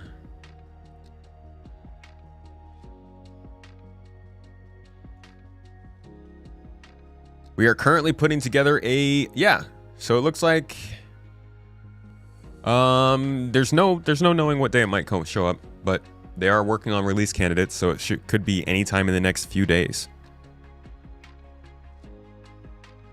Could be Tuesday, could be Wednesday, could be Thursday. I don't know, but our streamathon is going to be all about 4.7. Where's the red phone? We had to leave it in Turkey. To you, the game is still not in a state where you recommend free fly to your mainstream gamer friends. Same. I agree. You're surprised by the fact that CIG will be back to having a booth at conventions again, starting with Level Up in Vegas. Hasn't created more noise, as that's the quiet lead up to any marketing push. It seems kind of like they're getting there, dude.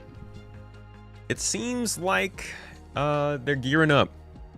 Joy Pop, thanks for getting in on that hype train, bro. I appreciate your guys' support over on Twitch. And the lovely folks on YouTube. Grenox became a member on YouTube today. Thank you. I appreciate you. And Daryl, Mr. Daryl said, happy Monday, my man. What's the vibe in the studio today? I'm so sorry I missed both of you. I think I was recording at that time.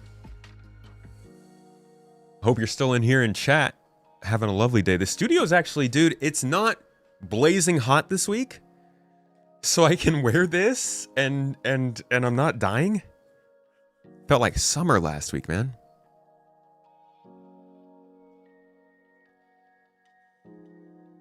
Doubt it's going to be good right away. Yeah.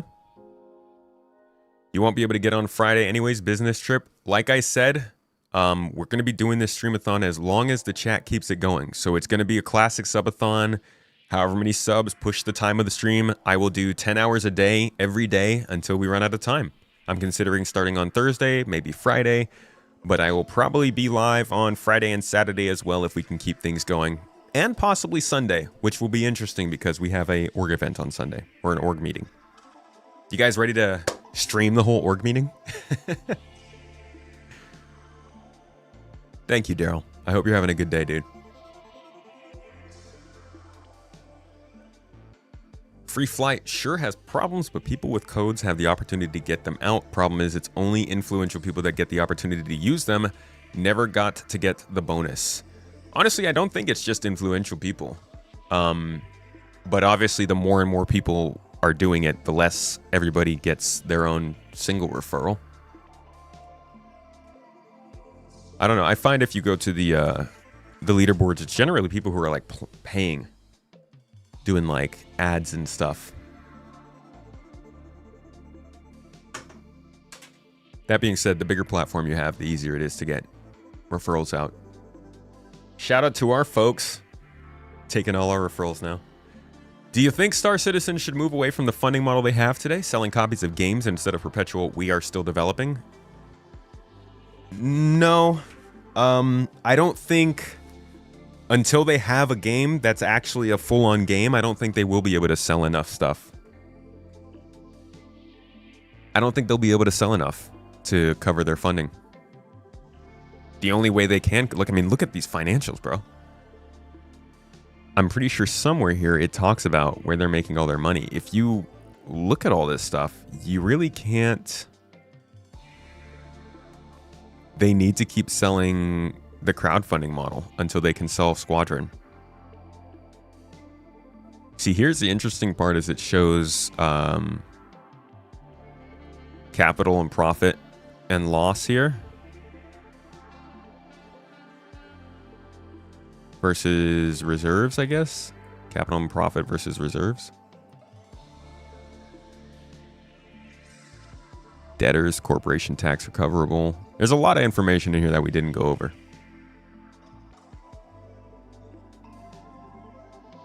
Love the video with 10 pound. You guys have great energy between you. Thank you.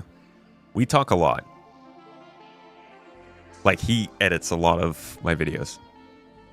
At least, the initial edit.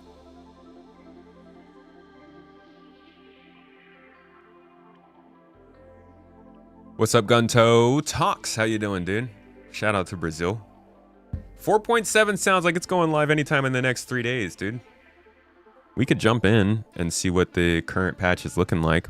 I haven't been in PTU since last week.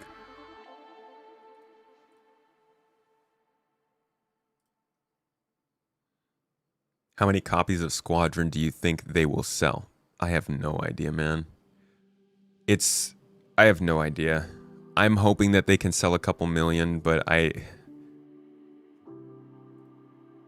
let's consider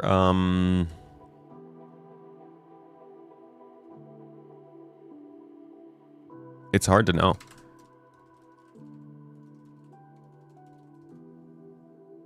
How much did Wing Commander sell? 290,000 copies in its first month, 30 years ago.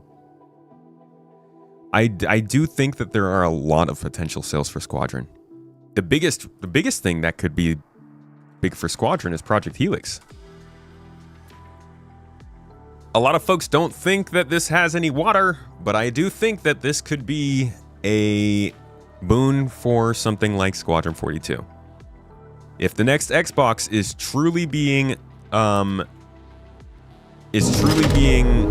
made as a PC, a medium-powered PC, that's a lot more availability to people.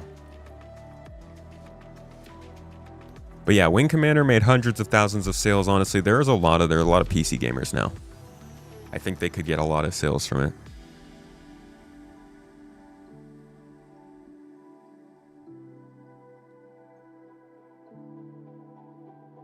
In 2016, they stopped including Squadron in pledges. Since then, there have been around 4 million new backers, so if even half those backers buy Squadron, yeah.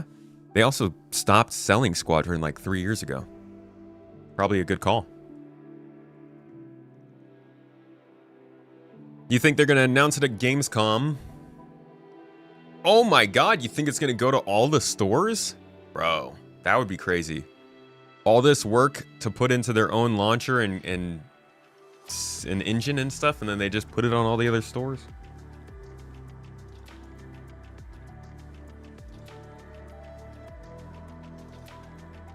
Don't get caught up with the Xbox brand. That's where people keep missing this. This isn't about the game running on Xbox. This is about Xbox being a PC. It means anybody who wants to play PC games in their living room can either get a Steam machine or an Xbox. And both of those will probably be able to play Squadron. The only holdout then at that point, well, the only two holdouts in terms of the console space are PlayStation and Nintendo. Now, I know PlayStation's a lot more popular, but the ability to play a lot more games is going to be a huge draw, I think. Welcome to the ASOP Vehicle Retrieval System. Let's see how this is playing. I'm going to go test out some AI, yeah? And we're going to see if Star Citizen 4.7 might actually come out this year. Unless there's anything else you guys wanted to talk about, it is Catch Up Monday.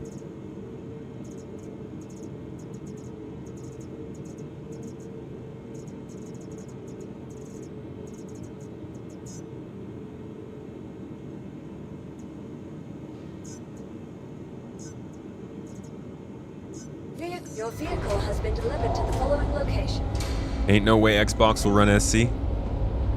I'll bet you your VIP badge. So far, nobody's been able to tell me why the next Xbox will not be able to run Squadron. By the way, not SC, Squadron, not Star Citizen. That's a whole different ballpark.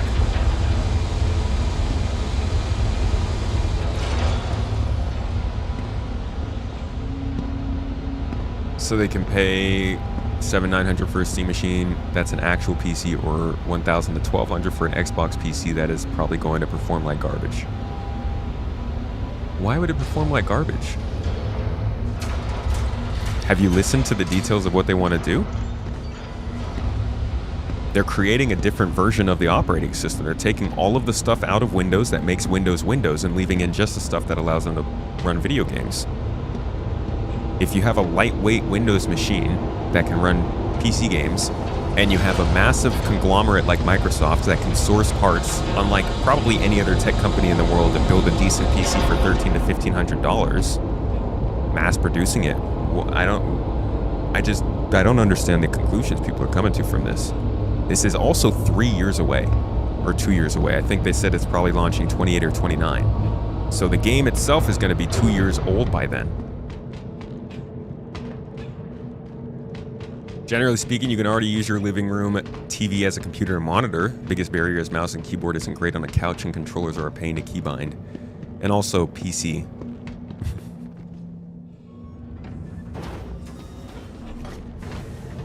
Games for Windows Live. Man. We can't judge a company based off of a marketing scheme from, what is that, 10 years ago, 15 years ago? They're dropping their marketing from last year. I don't think that they're running on the same system that was pushing games for Windows Live. Like, y'all, Microsoft, gaming, existential crisis right now, yeah? You guys don't think that they're gonna try and... Like, the one thing that could save this brand is being able to run PC games.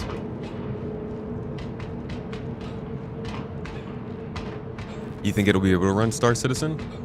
You can already play Star Citizen on your Steam Deck, albeit it runs like crap but still plays. That's another thing, dude. Everybody who's saying that this isn't going to happen, that this isn't going to be possible, then explain to this. I have found dozens of people who can already run Star Citizen on the ROG Ally, which is going to run the same thing as, well, not the same thing actually. The Project Helix Xbox will run a lighter weight version of the Windows that's on Ally.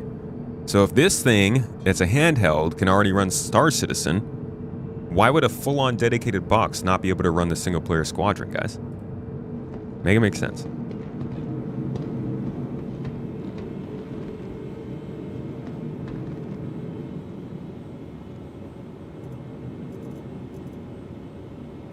Give me the armor.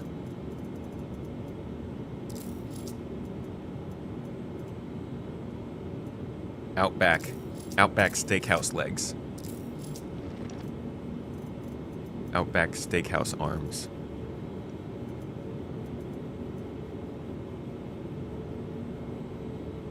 Arzavox, thank you for the super chat on YouTubes, dude. Look at these freaking gun sprites. Can you guys see this? What is that? Hold on, can I drag this window real quick?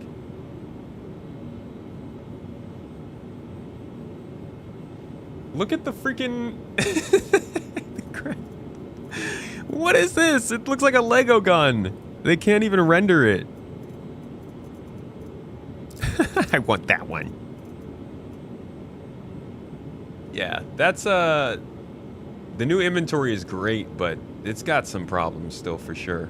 And I think most of those problems are probably coming from the back end, as all things do, including the farts. I don't even want this gun now. Take it back. Get rid of it.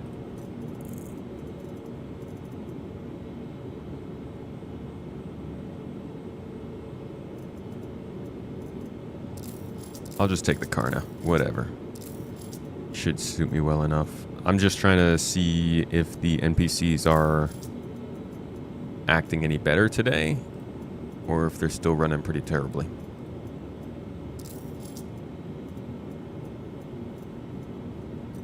Maybe we could visit a cave too. I haven't gotten to go FPS mining in a cave yet. The P8 is actually from Marathon? What?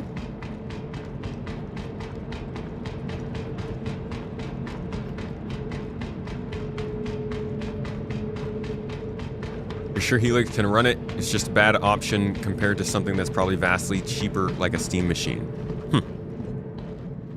I hope that, and maybe I'm idealistic, I hope that Microsoft is smart enough to target a different audience.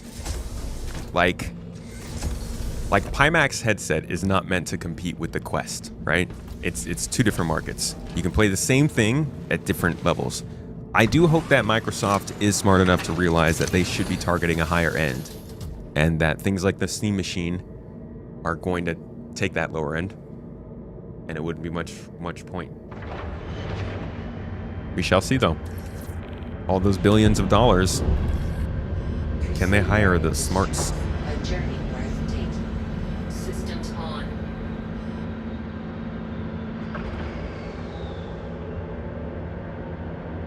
The farts will continue until morale improves. What do we know about weapons you craft with blueprints will be persistent between updates with LTP? Well, they're getting that to work with the PTU. Not sure if it is working. Oh, okay. My door's not opening.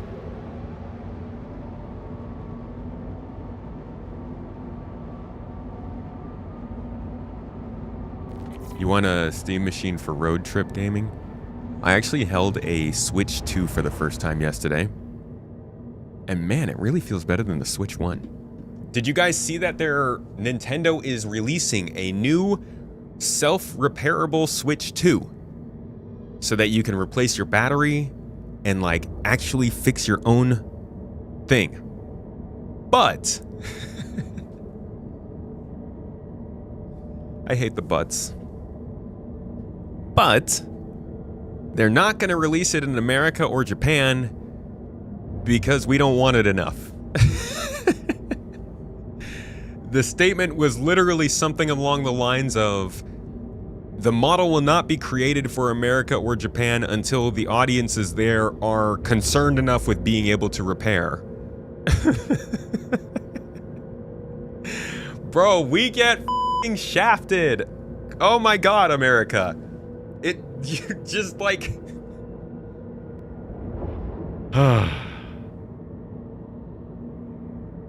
So just fly on over across the pond, buy yourself a Switch. It's so funny to me, man. Our protections are so bad. Why does Nintendo hate its fans so much? Because they like money more. It's not even Nintendo's fault, dude. Like, it's literally, this is the whole point of regulating bodies. The whole freaking point is because companies are supposed to make money. Somebody else has got to tell them, hey, bro, that's not great for the people. I don't get that, though. Just go and live here. Bro, you gonna get me the residency? I'm gonna put PK on my application as my sponsor. Take me in, Netherlands. I love your chocolate. I love your chocolate and cheese, dude. No, I like Netherlands chocolate and cheese too. I like Belgium's potatoes. Travel engaged. Quantum travel complete. Quantum travel complete.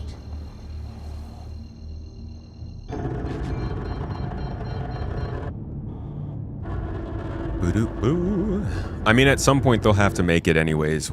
How much money is it going to cost for Nintendo to make 2 versions of the same thing for a long time? Sorry, guys. At some point you're going to have to drag us into the future.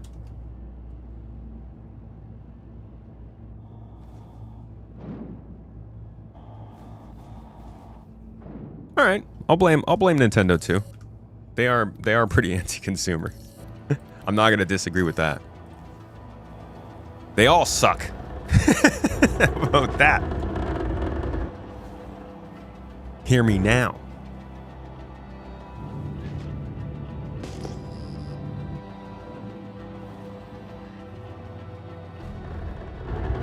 I'm talking about all this, and then we're gonna get the Aurora Mark II. Don't be Nintendo CIG. Let me fix my Aurora Mark 1. Did they release the CIG financial report yet? Not their version, but I did find the version that went to the government, and we reviewed it a little bit today. A lot of it. Whoa.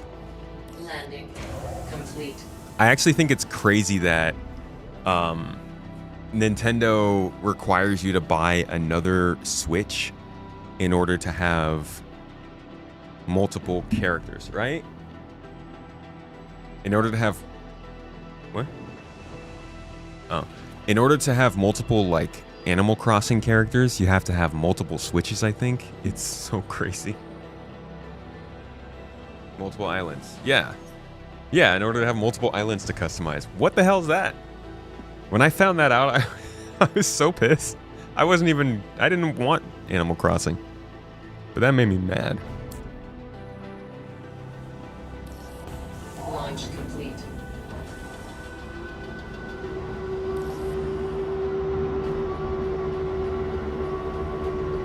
Helping the little guys with their bootleg Switches. Ah! Yes, no, they're actually teaching us to... What the... Whoa. They're actually teaching us to be... What is going on? They're actually teaching us to be better with our materials. They're teaching us to keep our Switch longer rather than upgrading to the Switch 2. You know what? I'm a fast learner. I got you, Nintendo. I'll do you one even better. Thank you so much for helping me understand how to save money by not buying any more Nintendo products. Oops, that's the wrong one. All right, let's get a mercenary mission here. We're gonna go try out some FPS real quick and see if or how things are going. Do we have any shipboarding missions? I love a shipboarding mission.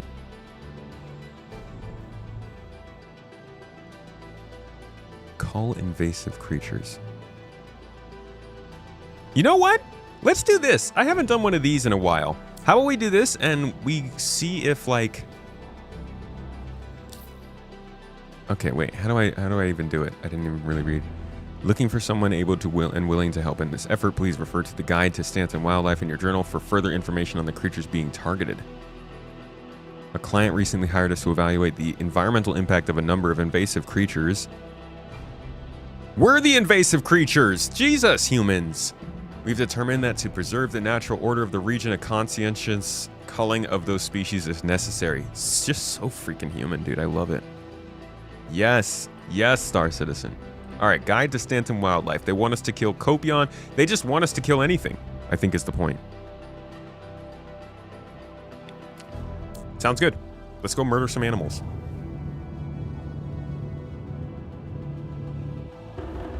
Is it clickbait with the data running? No. If you would like to see the data running part, you can go back in the stream to where we talked about that.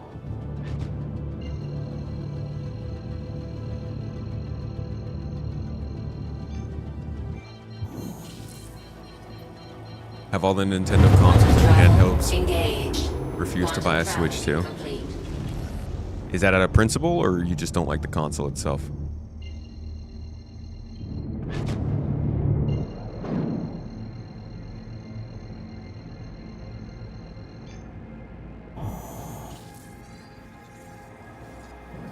Quantum travel engaged. Very good creatures are invasive and bite. Be careful. They're so friendly though. I want to be friends. Is it clickbait if I'm not talking about it the whole stream? I could. I think that would be boring, to be honest. My mission said Morocco?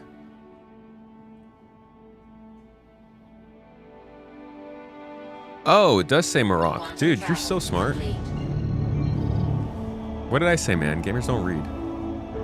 You must not be a gamer. It's too cold here. I'm not gonna find any birdies out here.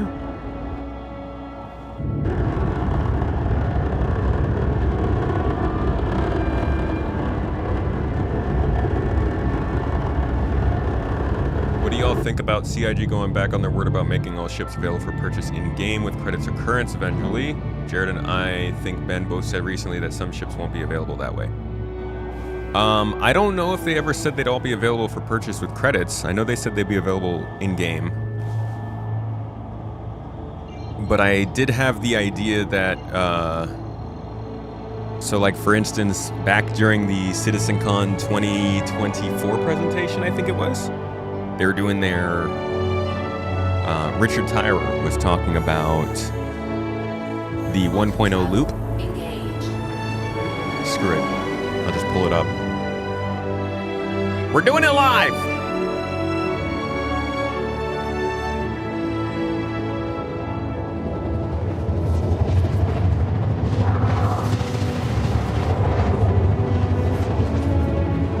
Shields on. Shields on. I really just need to find some green land out here.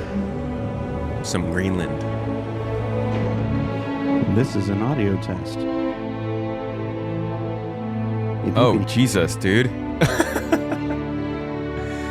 I accidentally started playing YouTube and that Jared showed up in my ear. This will be the go-to place for everybody looking. All right, so this talk, Richard actually does kind of insinuate that you won't be able to buy everything in game. So they've been talking like this for a little while. Okay, so right now in live, if you have a prospector, you probably enjoy mining. And the okay, where we can start creating cyclical gameplay loops. But what are they? Let me show you. Okay, so right now in live, mining is you might be mining for a whole.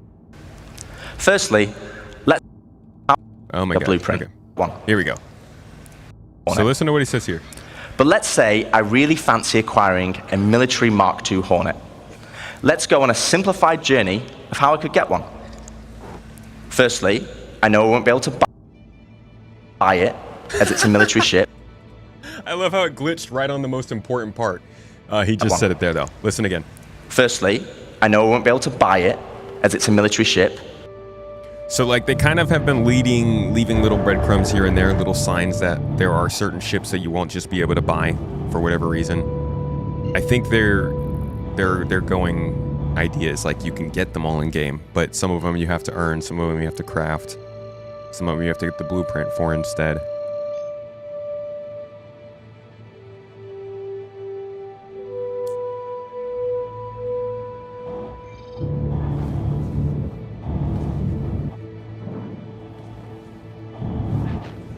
next hunting trip will be in clippers, so we can throw the star cows in the fabricator. Bro, I just keep a fabricator in my C1. But I am seriously at a loss. Where is there any greenness on Microtech?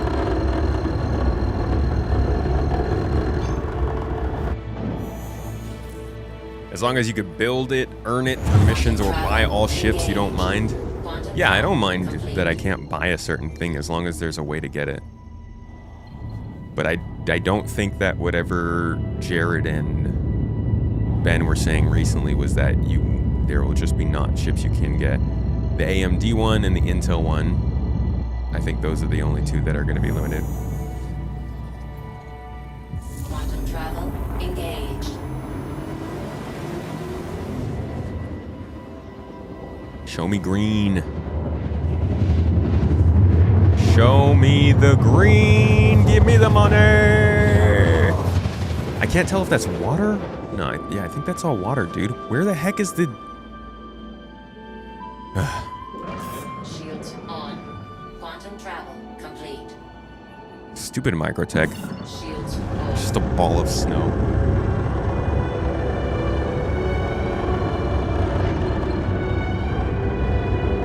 Guess there are some ships you'll never fly. Bro.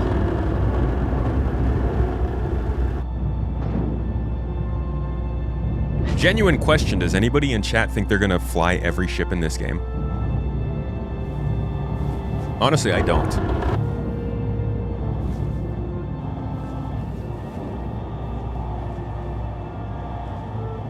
Some people might.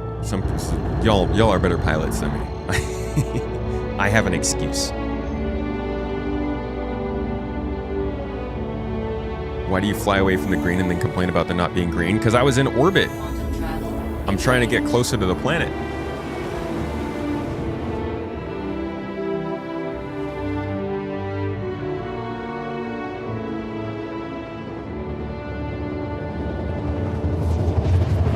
Is that all water or green? No, that's green, dude. That's green. There's no way that's all water. If that's water, my name is Piccoli Pinocchio. God, I hope that's not water. How are we doing 4.8 first looks? Because the loading screen for 4.7 is giving some 4.8 signs. A little bit of data running, a little bit Starchitect, and then also we were supposed to go over the tactical strike groups. I actually forgot to cover that.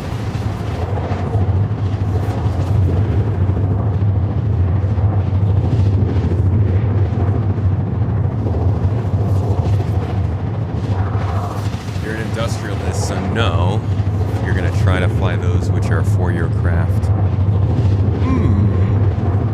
These do not fit my craft.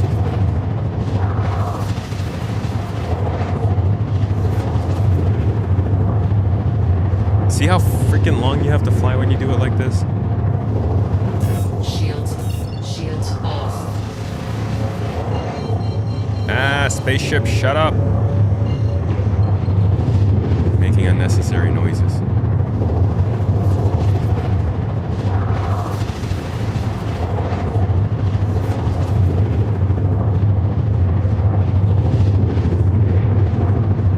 Hey man, I'm not saying data running is going to be in 4.8. I'm saying they're showing signs of it. Who knows what the heck they're going to do with it. And from my conclusion of it, I also said that whatever type of data running they put in is not going to be what we expect. Don't worry. I don't need no sweet summer child. I know what to expect from CIG.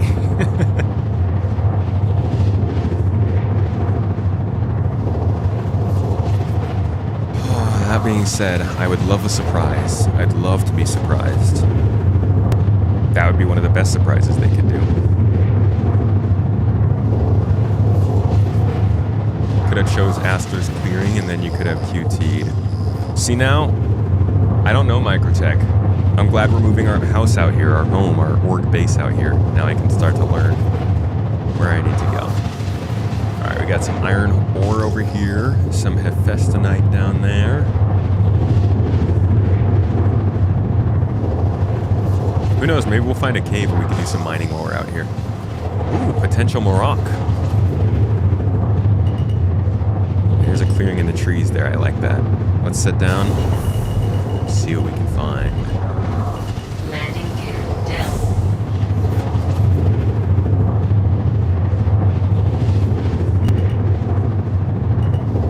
Landing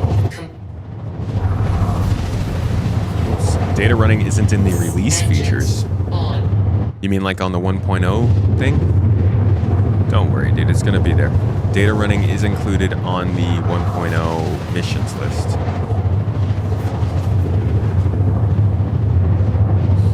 Is that going to work?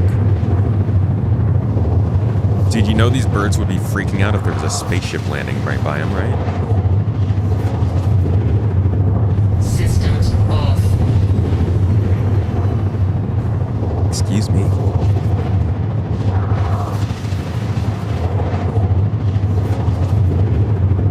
God, I hate this freaking sound glitch.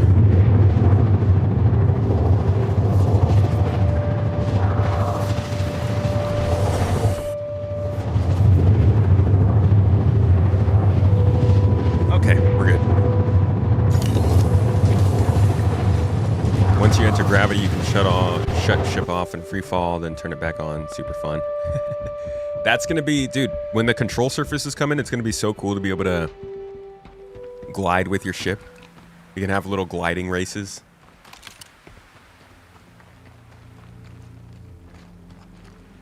Hey y'all, I've been paid to kill you.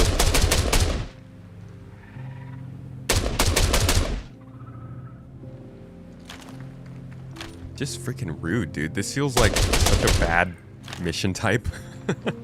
Like you just paid to come out here. You're not even paid to like get the resources. You're just here to kill them.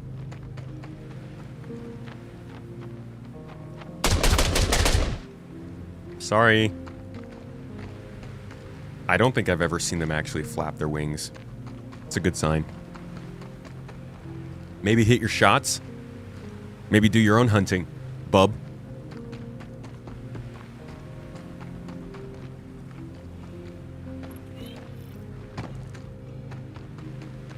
I don't know where the rest of them fell.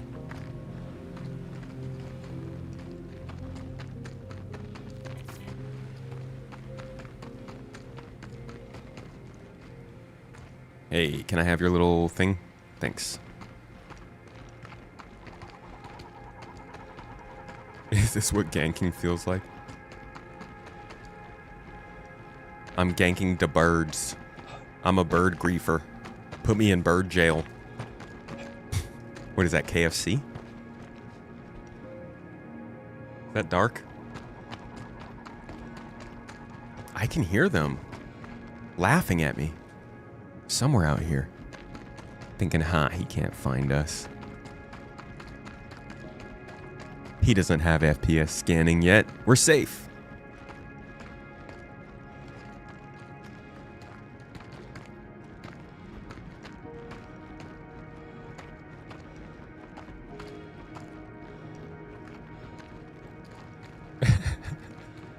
Your Honor, I'm gonna need this boom tube to take care of the local pests. Have they released the 2024 financials? No, but the official report to the actual company, to the government, has been released. That was actually from January. It's just that nobody's been talking about it.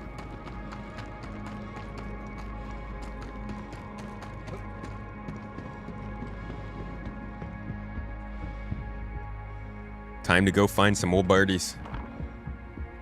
You prefer hunting with the P6 for yourself?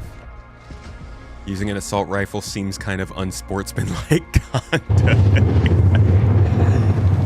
Oh no. Is it faux pas? Am I outing myself as not a regular duck hunter? A journey worth taking. Systems on. Systems on. Hey, we covered Drake in the last OEM Spotlight video. Any other companies you guys want to see next? I was thinking about going straight to RSI next because they're so like Drake. But I also was kind of interested in doing an Aegis episode. doesn't want to learn more about Aegis? As evil as they all are. Oof.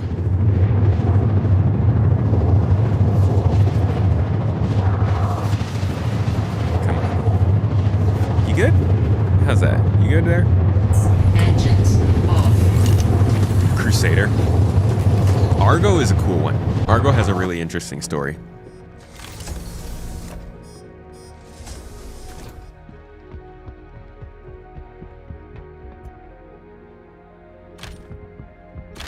Toes. You like Anvil or Aegis? Jive Funk, you want a video on you? Abs, thank you for the super sub, actually, not a super. It's a sub. But thanks, man. Fucking 64. Holy shit, bro. Wait, that's nuts, dude. You've been subbed for 64 months, Extreme Tuber. Golly. That's my favorite word these days. That's like my new word for 2026. Thanks for the support. I'm sure you know, we literally would not have been able to do this without that. Thank you. And Abs, thank you for the 25 months subbed on the channel. Bye-bye. Squadron 42 month streak. Thanks for being awesome, Keenan. Thanks for coming and checking out the stream. The awesome stream. It's an awesome stream, right? My mom once said it's an awesome stream. Oh! Look at this guy. Wait. What the? He's in the ground. That was stealthy. I love how he just came by and was like, hey, you want another kill?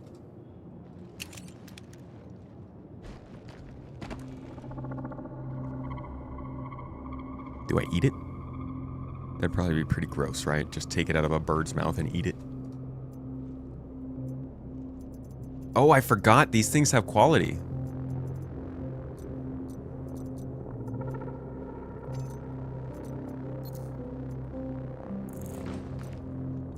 Do they stack? No, because they're different qualities.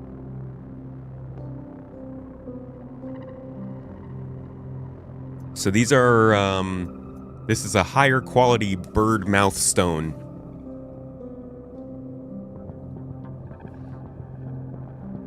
It's not the brain, it's like a stone that forms in their gizzard. It says, to help this process, the Marok body secretes a substance that hardens into a large crystalline stone that stays in the gizzard and helps food get pulverized more efficiently. The stone has unique conductive properties that make it sought after for use in computer chips. So this is going to be another one of the many things that you'll use to craft probably certain types of like components and stuff. It's just interesting that they have it already included in the harvestables. I don't think any of these are used in crafting yet, but it's getting set up. They're getting ready for it.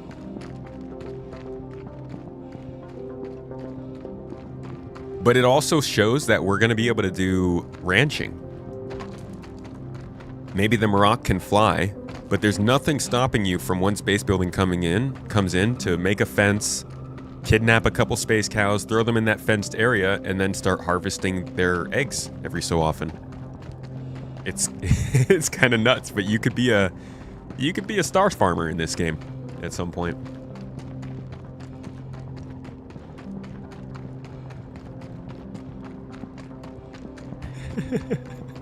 You got to use the bird stones in the computer chips, dude. We're gonna do a stream someday where we just go on a journey together. A journey to find the most high-quality bird throat stone. We'll call it the Gizzard-thon. I can't wait. Core memory right there. My son's gonna have so many core memories from this game being weird. Farmer is your desired profession. I think it's actually crazy that that is fully 100% a viable profession in this game with the plans they have, down to the fact that there are going to be seasons on these planets. Engines on. That's hilarious to me. Complete. All right, we got to do one more stop. No, we probably got to do 2 more stops to kill some more birds. Looks like we got a Morocco location up here.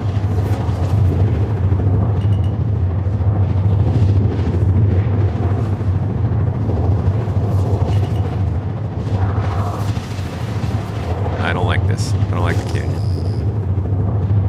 We'll find somewhere else.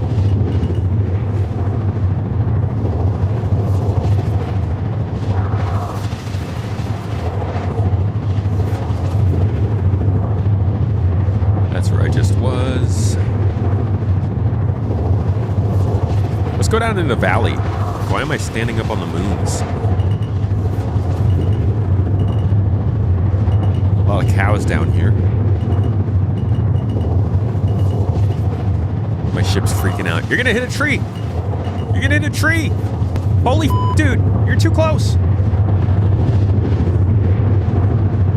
There's some Patambu down there. Here we go.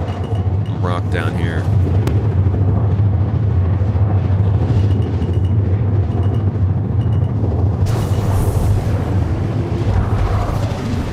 Landing gear down.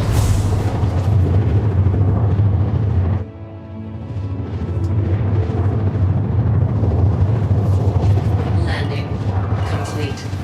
Systems off. How come I don't fly with my Tobii active? It's having some issues right now in the PTU. It's not working. I think it's because I was just doing a bunch of I don't know. I don't know why it's not working, but it hasn't been working in the PTU. Usually I do fly with it. I also should be flying with my sticks, but they're just so uncomfortable still without the mounts.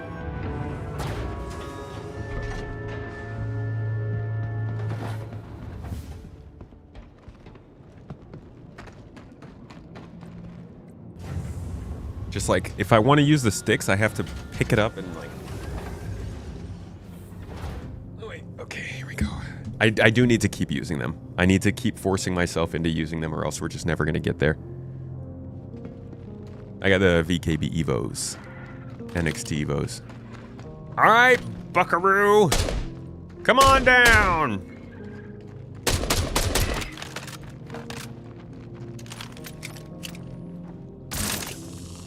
Oh boy. That's not good. I guess that Karna never ended up on my back, huh? Hey!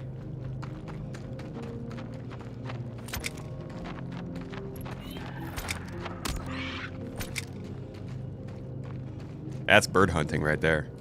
I just punched that bird out of the sky. See me.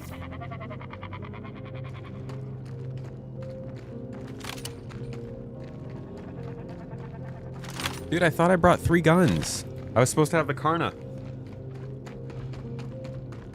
But I guess that one didn't get equipped.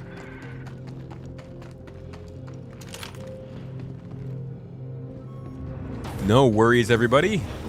I'll just craft some new computer chips out of my bird throat balls.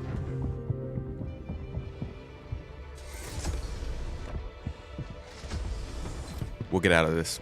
We got this. Have I verified the tracking set to my right device? It is.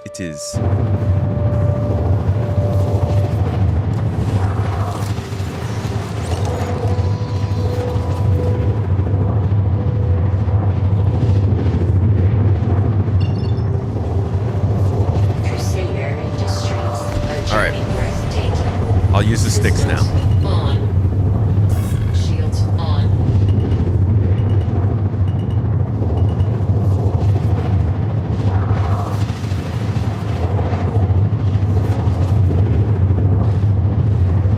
Engines destroyed. Engines destroyed. What happened? Did the bird strike back? What just happened?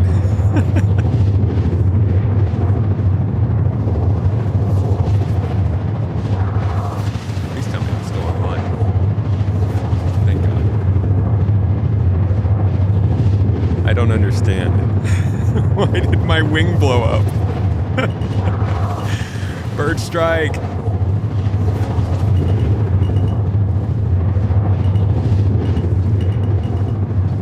Engines destroyed. What do you mean? What's going on? The birds are, they're inside the ship. How am I hitting the ground? I'm floating in the air. It can't just be every time something happens, is somebody shooting at me? Or I swear I'm getting shot at. Launch complete. What the fuck is going on?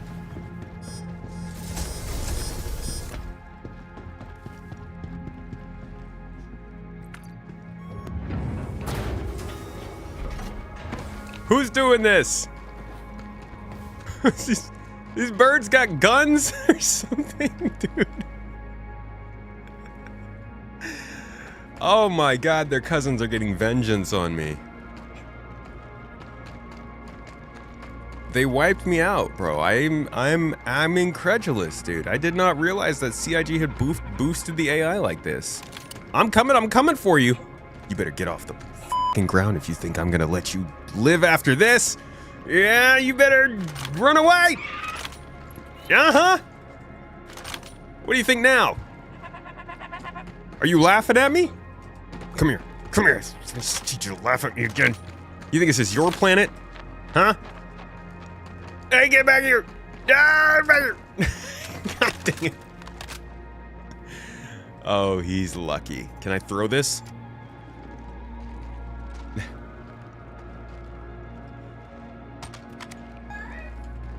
No, they're laughing at me.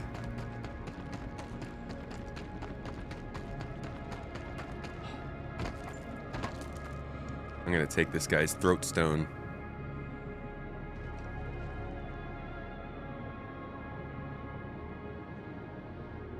Fuck. My ship. Give me your throat stone. Give it up. You lost this battle. I can't even grab it. I don't have space in my backpack. Oh, you came back to taunt me, huh? Damn it. Where'd he go? How does he keep doing that? What the? They're just toying with me, man. Should you shoot me? No, shoot the birds.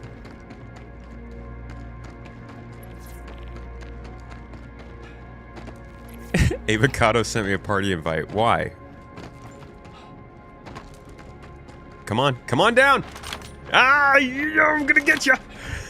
I swear. You think you can win? You probably can. You can fly. I'm just kind of stuck here. My ship's done, so clearly you're the superior being.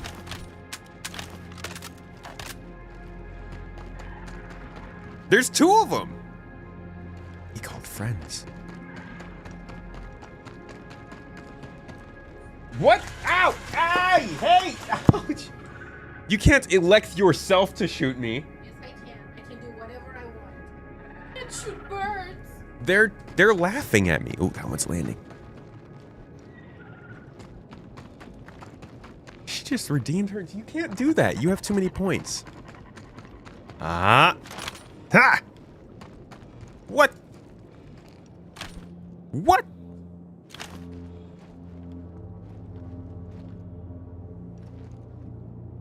Dude, these birds are playing tricks on me.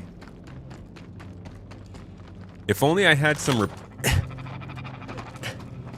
Damn it. If only I had something repairing stuff. What is going on? I never got an answer for why my ship started blowing up anyways.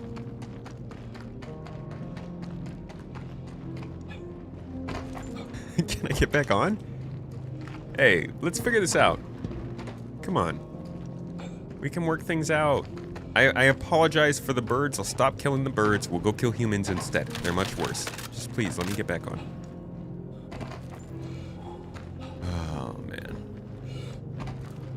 Okay, well, this is unfortunate. Let's start over. In the meantime, it's looking like the message of the week is out. This week in the Starchitect.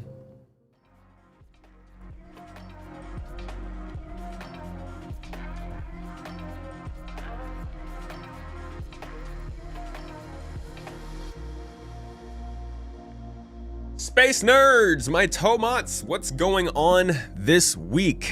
Star Citizen 4.7 is coming out, and it will be releasing on Wednesday, aiming to go live, and with it, the first iteration of crafting and the new QV breaker stations. We'll have a crafting guide and an Operation Breaker Stations FAQ on Spectrum to get you up to speed before you head in. I am working on my own little crafting guide. It's actually not going to be a traditional crafting guide. I did ask what kind of videos you guys would want to see more of on Space Tomato 2. People want to see guides. I want to work on guides. I've been waiting to do guides for a long time, and they will officially be coming out on Space Tomato 2. So, keep an eye out. My angle's a little bit different. It's more about getting into crafting and working it into your normal gameplay rather than just going in and trying it out. But keep an eye out for that later this week. Anonymous! Anonamente! Hey, dude, I appreciate you. We always appreciate Anonymous out here, dropping the subs, adding to Toe's gang. Being a homie. Making all of this possible, dude. I appreciate you. Me and Mrs. Tomato, we cover Star Citizen, create videos, streams, podcasts, run the org, keep the community together. It is our family business. This is our only income. Thank you for adding to that. You put food on the table. The next thing we get to see is behind the ships. Behind the ships, the back of the ship's backside, the aft. It returns with a look at a classic and its evolution. I wonder what that could possibly be. Wednesday winds down with the roadmap roundup and a roadmap update dropping in the evening for those who like to stay laser focused on what's ahead. So this is also a good one because this is going to be our first look at Alpha 4.8. This week we are getting 4.7 going live and first looks at 4.8. Now we already have an idea of what's coming in 4.8. They kind of let the cat out of the bag. Last week, I think it was, Jared said something about the tactical strike groups coming in May, I believe. For those who do not know what tactical strike groups are, that is the kind of trench run sort of situation that they were showing us at CitizenCon last year. Now, this is going to have the need for you to group up with people and have dropship pilots, bomber pilots, fighter pilots, capital ship pilots. All kinds of people have to team up and take on different roles to take on this mission together. And it's not going to be instanced because instancing is not ready. There is a spider floating in the middle of my freaking computer. Why is there a spider floating here? Hey, buddy. Can you not? Thanks. There is a... I mean, this is kind of crazy because this isn't going to work without social tools. It's just not. So I don't know what their goal is here or what they're thinking is going to happen, but it sounds like this is coming in 4.8. I'm guessing we're going to need to see social tools as well for 4.8. We also have the loading screens, which are hinting at some form of data running possibly, and also the potential of Planet Tech V5. The first signs of what that might be are going to be dropping on Wednesday. So we'll have a lot to talk about this week. Friday is going to close out the week with RSI weekly newsletter coming to your inbox. And that's about it. We got a crafting guide, Operation Breaker Stations guide, 4.7's going live. We're learning about the Aurora Mark II likely and the Aurora Gold Standard rework, I think. Maybe they'll do some Hammerhead stuff, I don't know. And a roadmap update, plus the weekly newsletter. Should be a pretty busy week. Should be an interesting week. I will be covering it all for you here, day by day. And if you want to see this stuff more live, come join us on the live stream. We have good times. Leave him alone. He chilling. Yeah, he's chilling over here. He can do what he wants. Crawl your way around. For those of you who have been following our journey with Eddie, the jumping spider, we haven't seen him in several days, unfortunately. It is sad. But I'm sure he's happy and enjoying the house. Shall we go out and try and see if we can get a tested AI again? Properly tested AI?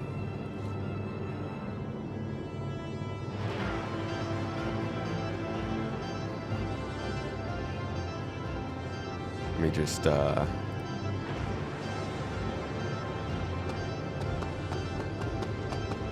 You just let him roam your house? Yeah, dude.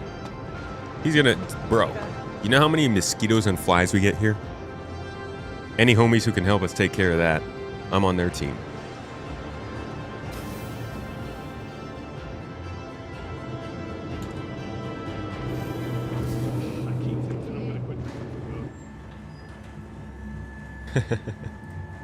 You guys hear that voice line? He's like, I keep thinking I'm gonna quit drinking for good. And then I didn't hear the rest of it, but I'm guessing it was probably... The rest of that sentence was gonna be pretty interesting.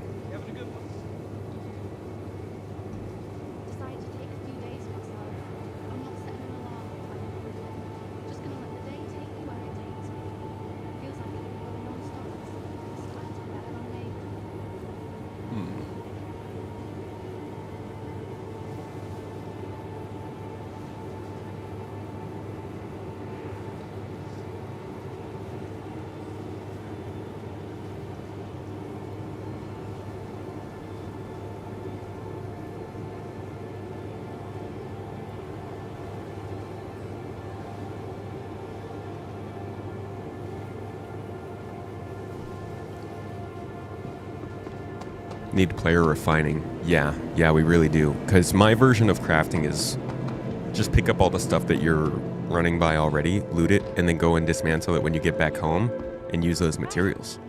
But we need to be able to improve the materials. We really need refining in the game now.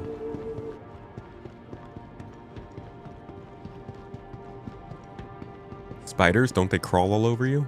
Not that I've noticed, but I mean... If I don't notice them crawling all over me, is that a problem?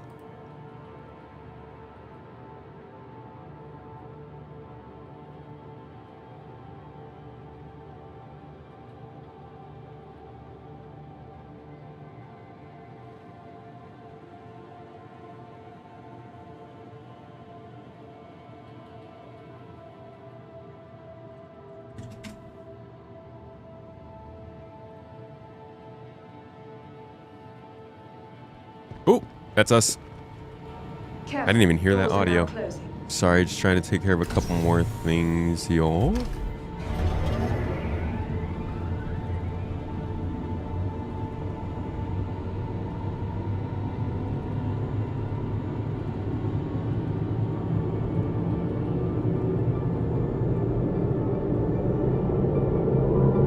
Alrighty. Let's try this again. I probably should have gotten some ammo. Do they have a store at the Microtech spaceport? Jumping spiders are awesome and friendly. You catch them all the time. Yeah, he was really like attentive, you know? We would walk into the room and he'd like come out and look at us. And as we'd move around, he'd just kind of turn and watch us. It was funny. It was cute.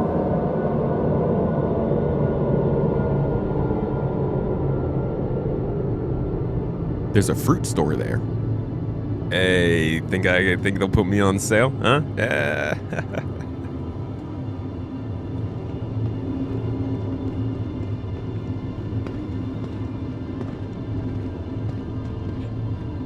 Let me out.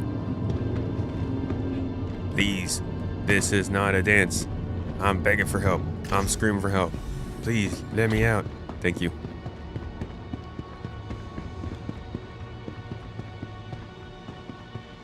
What's a barking spider?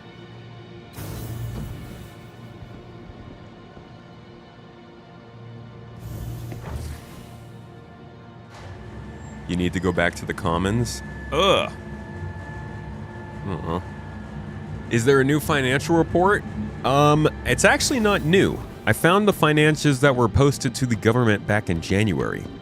I don't know why nobody has said anything about them. I'm guessing the same reason I didn't, because we simply hadn't looked it up yet, but took an opportunity to go look it up, and turns out they've definitely got the financial news.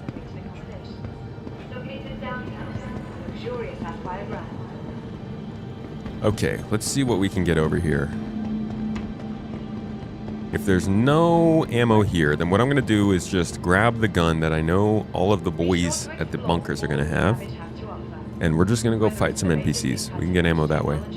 All the beauty of our award-winning gardens. This city of tomorrow has a lot going on today. Yeah, C-54 and a P-8. I need a backpack. That's what I need. From the best in shopping, dining, and entertainment, be sure to visit New Babbage's renowned promenade.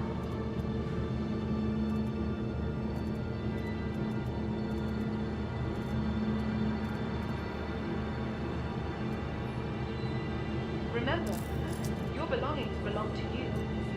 Keep a careful Your watch. belongings belong to us. New Babbage. Damn, I can only get a small backpack on this armor. Creative That's kind of a bummer. innovation meets innovative creativity. Alright, I'm going to grab an LH-86 as well. Looking for a good time? And, Bar at the promenade. Only a quick ride on the maybe a metro. couple sights and stuff to throw on there. And some repair stuff, right? Ready to upgrade? Located in That way, Nevada, next time if a bird takes out our ship, we can all actually of fix it. Microtech's latest offerings. Okay, this should be enough to protect us long enough to get some ammo in a bunker. That's my main goal. One of these, All right. one of these. It was nice chatting with We you. should be From good all between of us, these I two. hope you enjoyed the rest of your visit. And then I don't have any medical pens. Oh, And here we welcome go. to New Babbage. A space priest. Let me teach you the understandings of Pyro Star. If anybody's watching and seeing that link getting posted in the chat for 5% off the Tobii Eye Tracker 5, that is not true. Don't believe it. It's a lie. The bot is outdated. You actually get a 15% discount on the Tobii Eye Tracker right now if you do purchase using our link. ! Tobii will make that pop up. You can use code TOMATO at the outset if you'd like to get that discount. And if not, you can always just leave it and get it later for 5% off. But I think it's a great addition for anybody who wants to up the immersion and like the ability to play the game after you get a set of flight sticks maybe. But I do really need to see why mine is not working, because that's not a great sales pitch, is it? Okay. It was great talking with you. I hope you have a wonderful day. Let's see. Microtech. Hello. I'm gonna grab a water. Welcome to New Babbage, Technology. capital city of Where Microtech. creative innovation. Where creative innovation. Yeah, 15%, they don't usually do that too often. I think it's only once or twice a year we get that one. But it's good because that thing has skyrocketed in price over the years. From all of us at Microtech. Welcome All to right. New Babbage. It was nice chatting with you. I hope you enjoyed the rest of your visit. You don't even have Tobii. You're not sponsored. You'd recommend it. Looking for a good time? For the record, I recommended it before we partnered with them. Only a quick ride on the metro. I think it's just a pretty good device. It's one of the few devices I bought and actually feel like it meets the hype. Welcome to the ASOP. Did we go over the vehicle weekly retrieval roundup? system. Yeah, we did. 4.7's going live. 4.8 first updates are coming out. They're going to be dropping a couple FAQs for crafting and the new dungeons. And behind the ships will be showing us the Aurora Mark II. Your belongings belong to you. Keep a careful Should be an watch interesting on week. personal items. And they're trying to do like incremental updates every 2 weeks after this. Vehicle selected. Yeah, it's definitely a Stand by. huge push to try and Your keep vehicle has content been delivered to consistent the since following last year. location. For the latest updates on ship availability and Glasses are the enemy of Tobii. I have found that glasses work with Tobii. You've been having trouble with them?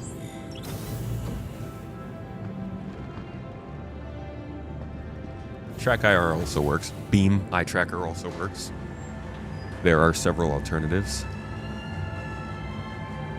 You see... No? It's definitely on. So it's a game thing.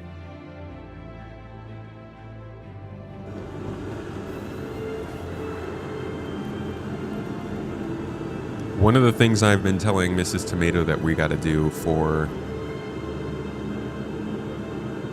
Yeah, it's not working. I don't know why. for the streamathon this week, one of the earnable rewards I was saying should be a VR stream, because I haven't done any virtual reality gameplay with you guys yet. And the stuff that was done recently to get it working with OpenXR actually has it working now with my computer. I eat my words. Sylvan has proved me wrong. They got VR working much better in just a month from when I tried it.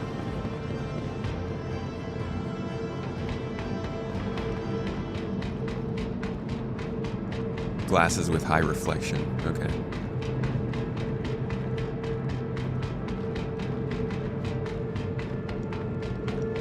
Distance is the biggest thing for you? For accurate tracking, I imagine, yeah, I guess distance is a big. In terms of like its ability to read your eyes, I'm always surprised by how far it goes. What will 4.8 have? We only have guesses so far. It could have Planetech V5. It also could have a very, very minor broken down version of data running. It's also looking like it'll have tactical strike groups though. You're all set to go.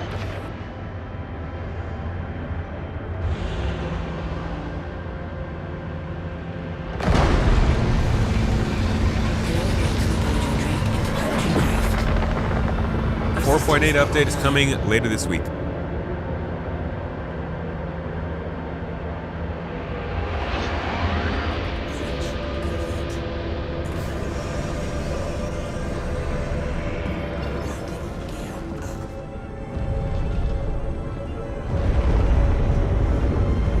Thanks for visiting. Hope you enjoyed your stay and safe travel.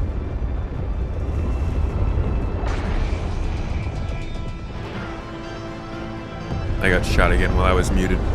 Thanks, Ketchup.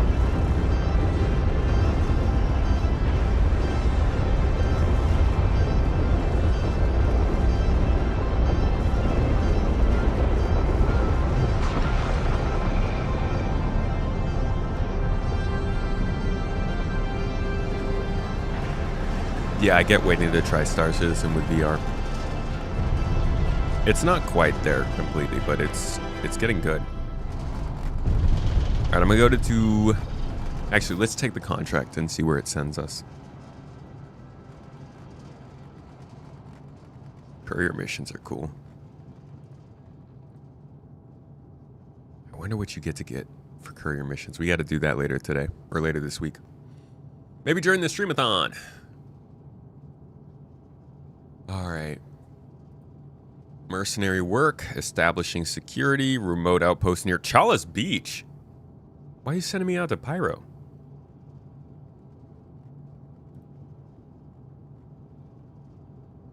Handle security threat.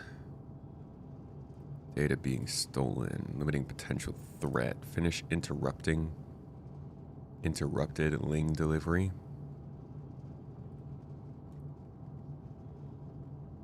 Low risk cargo. Stand up to aggressors.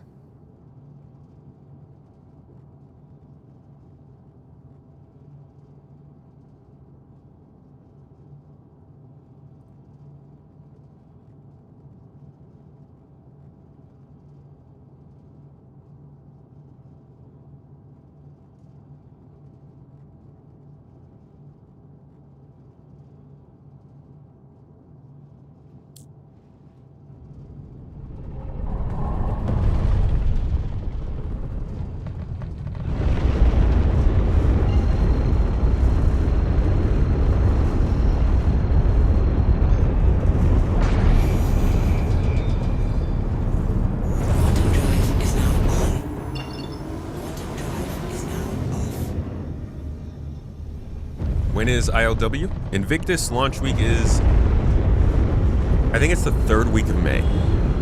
Like May 23rd or 22nd or something like that. That would be the 4th week of May, wouldn't it? It's like, it starts at the end of the 3rd week of May. Quantum drive is now off.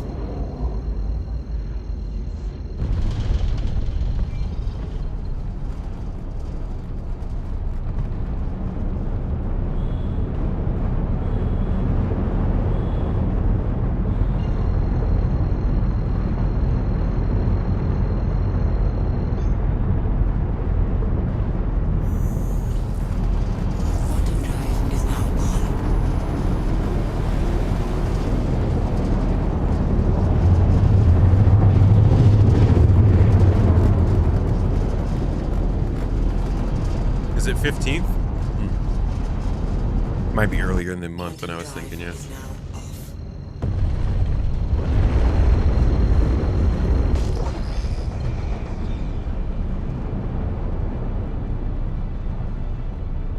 Okay, so we're just trying to figure out how are the AI running in 4.7 as we get closer to the live release, which is potentially tomorrow. Oh no, they said Wednesday. Just misinformation. Don't black out. Don't black out, sir. I'll kill you. Don't. Hey.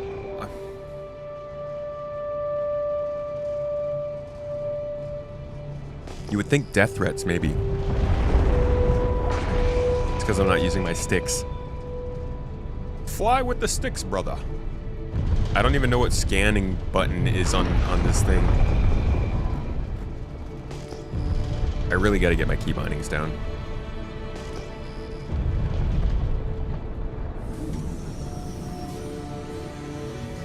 Landing gear down.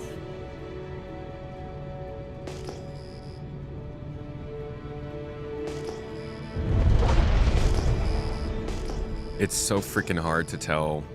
Wait a second. Nope, no lamp on this ship. It's so hard to tell, like, how fast you're going when you can't see anything. Especially when you're. Oh, crap. Ay. Especially when you're stupid like me and doing stuff like that. Landing gear down.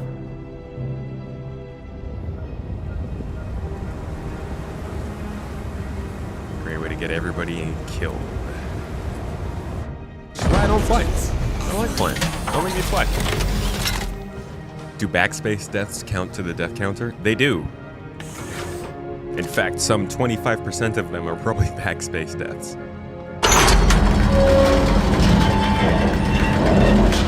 Yo, buddy. Hey. You bad guy? Yeah? Okay. Yikes. I forgot that they're outside.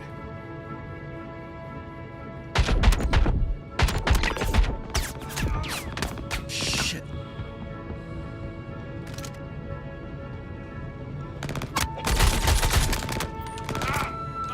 Damn, man. I landed in a bad spot.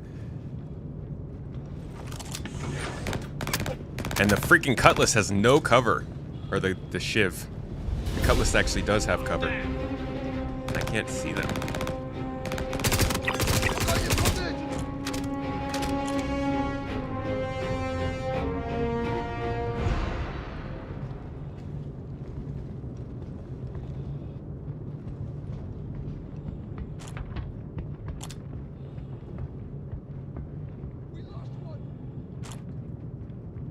They got your cousin.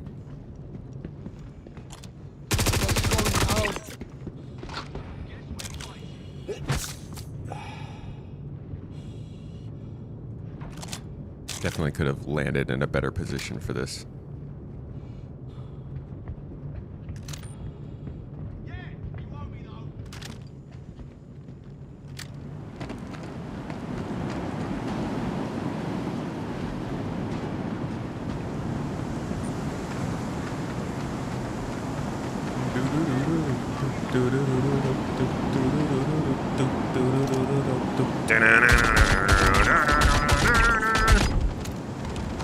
The game's not doing the music, so I had to step in. I think we're good, though.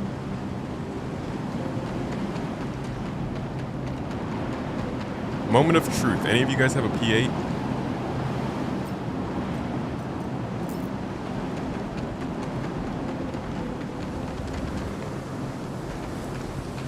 I hear them fighting inside already. No P8s on these scrubs. Hate them. Bunch of losers.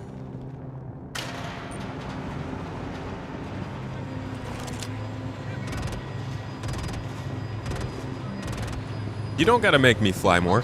PK, you don't make any sense. You told me not to fly. What do you mean make me fly more?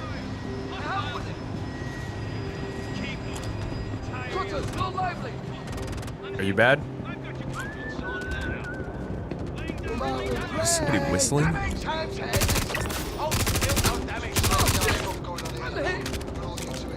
Ah, God damn it!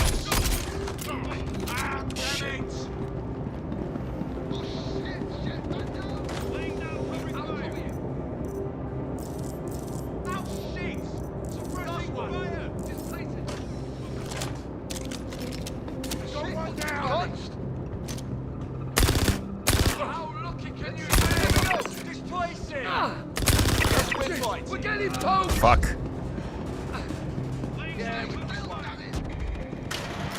None of these guys have usable freaking guns. Why do none of you carry a P8? Losers. Alright, I got Karna, Arclight. I forgot I dropped the Arclight, so I picked that up. Thought it was still my pistol. I'll just grab a gun from outside. Is it true the next iteration of inventory will get rid of the backspace? No. No way, dude. They're working on it, but it's not going to be the inventory that does it. It'll be, they got to get persistence working a lot better first. Nah. Alright, I'll chuck the P8 into the backpack for now. Not enough space, of course. Okay, well, at least we can just pick this up.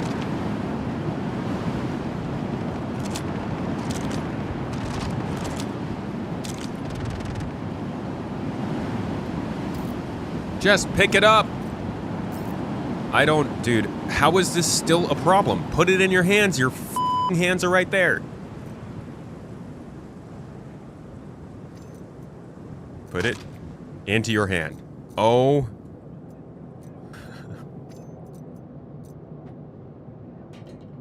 Okay.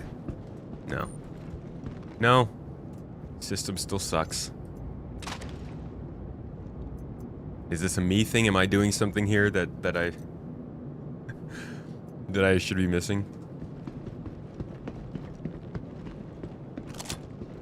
You just don't get to have the third gun, even though we were supposed to be able to have a third gun.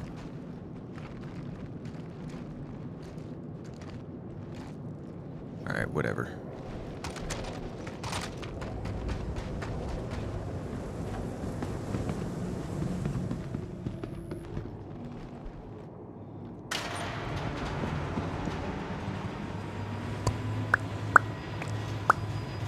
We all say they need to work on persistence more, but CIG priorities are different than ours. Yeah, I'm just saying I don't think they're going to take away backspace until they've figured out more of those underlying issues.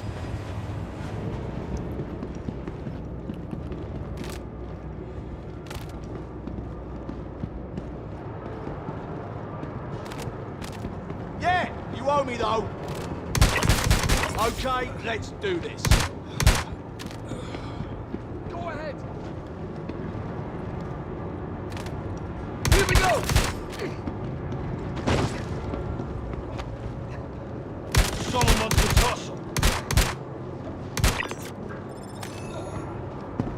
Wrecked. I think the AI we're doing okay. They're still very much just walking around saying words, but they're reactive somewhat.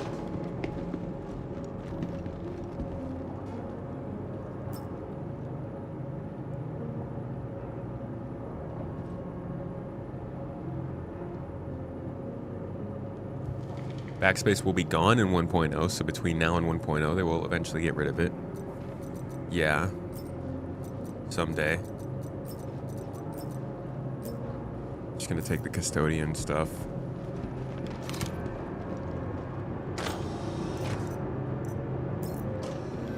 Snaggle stick.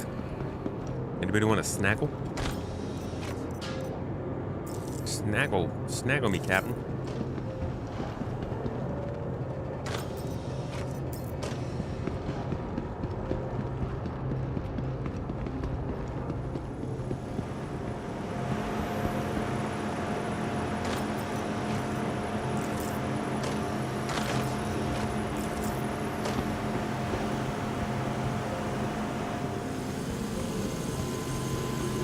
Oh, these boring places. I can't wait for the day that these places are replaced with somewhere a little more interactive. They make for an easy enough time testing out this stuff for FPS gameplay, but there's like so little interesting reason to actually come to these locations.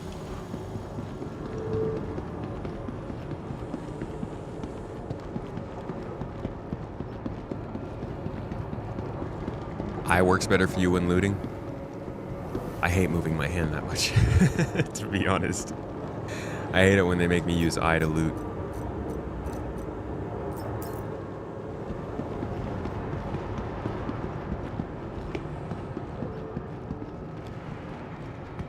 A P8? Yusa, you have a P8 ammo. Take this away then. I don't want it.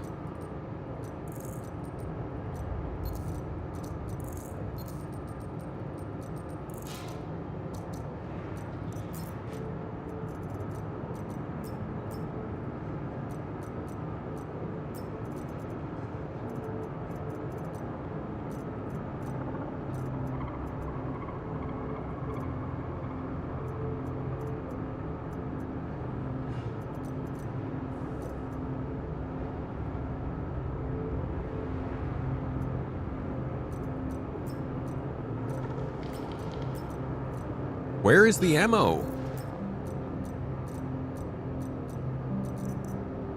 Did I grab it? Oh, yeah, somehow I got it. Okay. As long as it's real.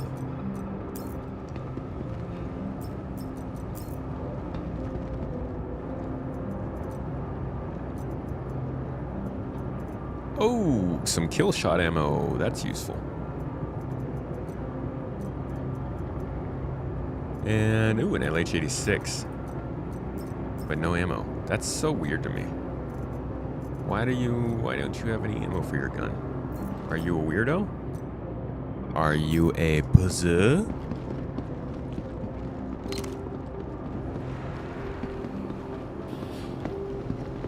New icons suck? In the inventory? Like they filters up here? Okay, I don't want the custodian anymore. You can take that. I want my P8 back though. So now I need to find out where the heck I dropped that. You know what? Screw it. I'll just go take that guy's P8 back there.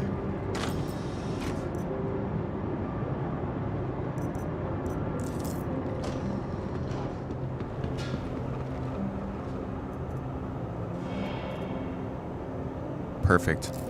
I just found a new P8. And some more ammo. Hell yeah, boyo. Living large. Why do they have weird lighting? Oh, into the icons in the inventory? Dude, I don't know. They suck. They're not rendering. It's unfortunate. They don't pre-render them because they say that it would be a lot of performance to pre-render all of the icons for every object in the game, so they just use render to texture. Kind of like referencing as opposed to copying. The armor I'm wearing is new for 4.7. Yes, this is obtained in Nyx from the new Salamander Claw faction.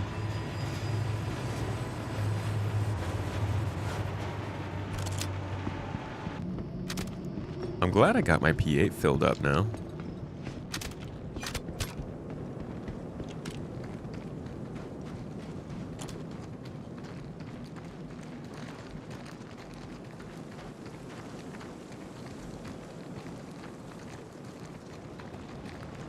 What are we doing, guys?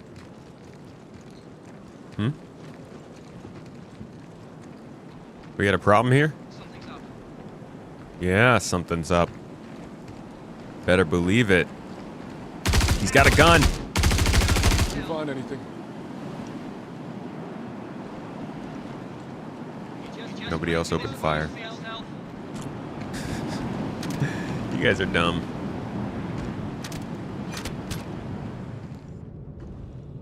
Pre-got keybind. Oh yeah, tab for inventory.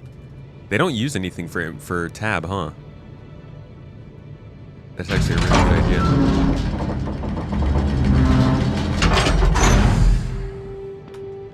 Is that a light helmet? I believe so. Medium. So then why could I only put on oh, light armor, medium helmet. Interesting.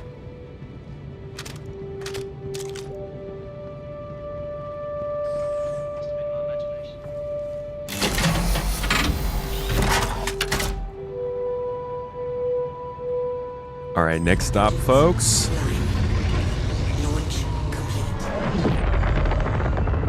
I want to do a little search and see if we can find a cave. If we can find a cave, we can find some FPS minables. If we can find some FPS minables, we can see just what kind of quality goods you're going to be getting when you explore in 4.7. Yay, kids, come on out.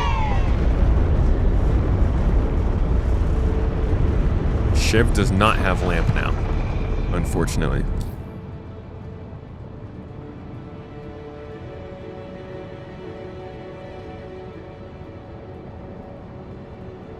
All right, we got a little purchase order here, sending us out to Hurston. Oh, wait.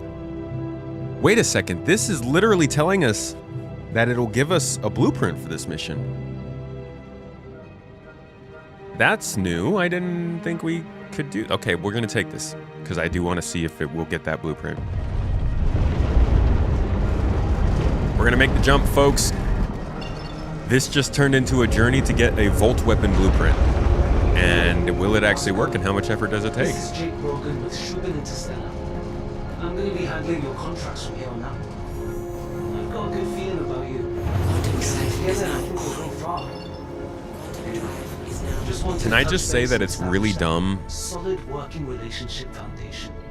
Sir. Contract should have all the detail. Good luck out there. Get out of my ship. Can I just say that it's really dumb that we are doing a mining mission in order to unlock a blueprint for a rifle? Like, why doesn't the mining mission give you a blueprint for the mining attachment? Or like a gadget, a mining gadget of some sort? I know, because they don't have the blueprints yet, but could have made some kind of more sense. All right, be right back, folks. I gotta go to the bathroom. Y'all go ahead and like, oh no, get some Coke or something while I'm gone. Be right back.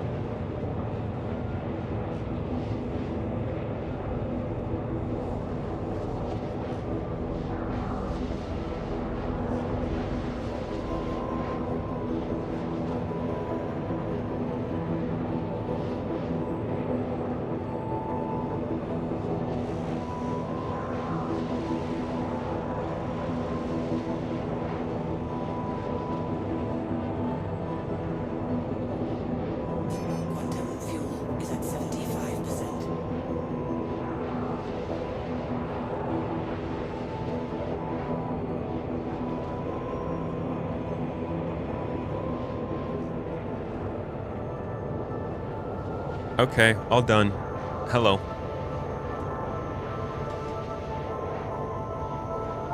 Mr. Chair is a punk? Bro, stop, guys. Mr.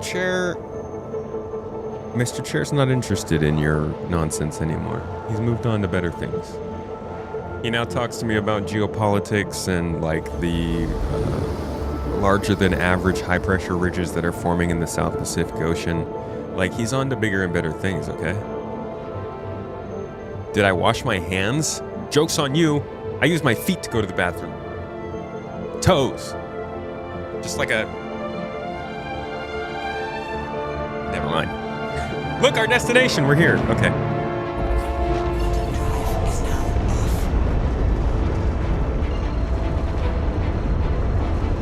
But yes. Hands clean. Can I show the mission text again? Absolutely.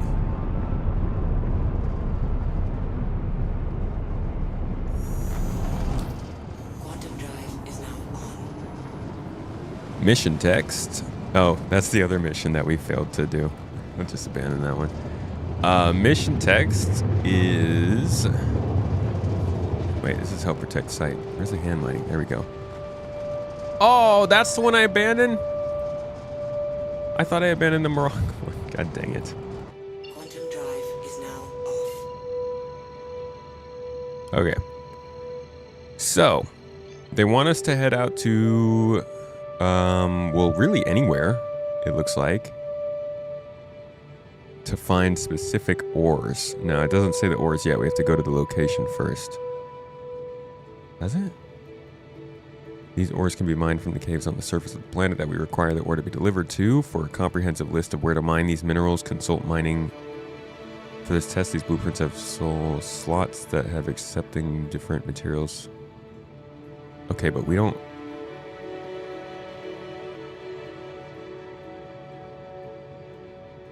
You are expected to provide your own equipment.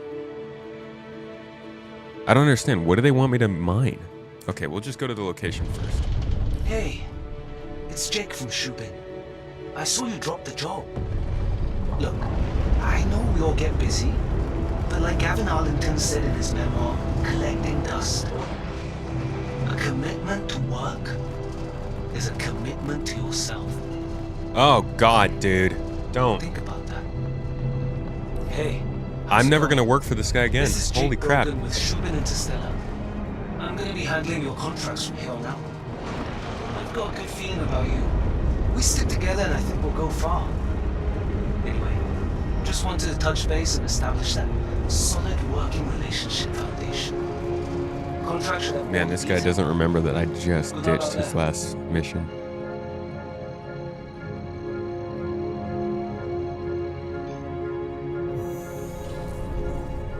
I love how they sign you the mission and they're like, you're gonna need to mine these minerals. These minerals are very important. Go find these minerals and turn them in. They don't tell you what missions they are or what minerals they are.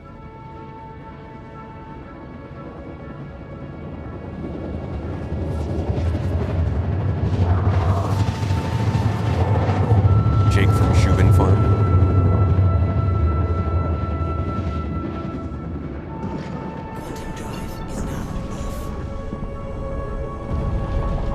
Alright, we're going to Magda, I think, which is one of the best moons in the whole game.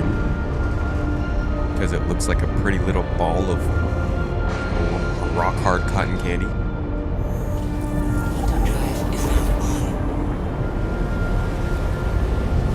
The freaking, that comment, think about it, reminds me of that one time, though. You know the saying that Bassin always makes fun of? I think somebody once commented on my video saying, like, something. You should think about the content you're making, Space Tomato, something, you're better than this. I think he said something, I can't remember. It gives that energy.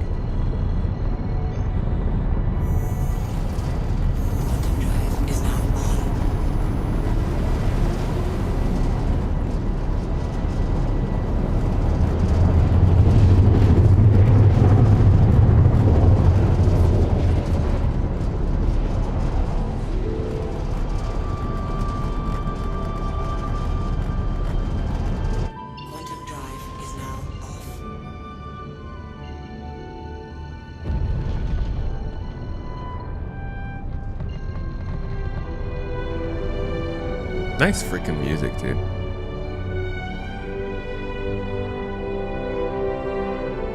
Oh, we got a few caves out here. Look at this.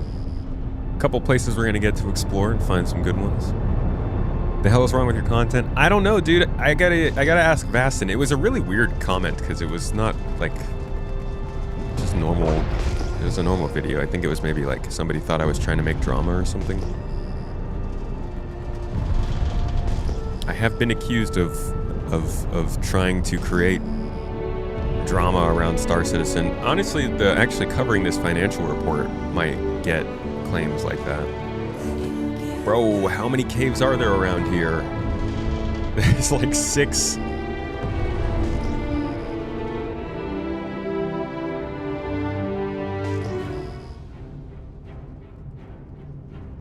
Why is there combat music?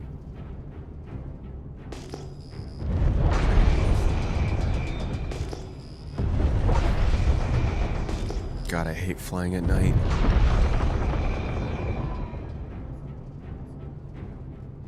Sorry? Ah.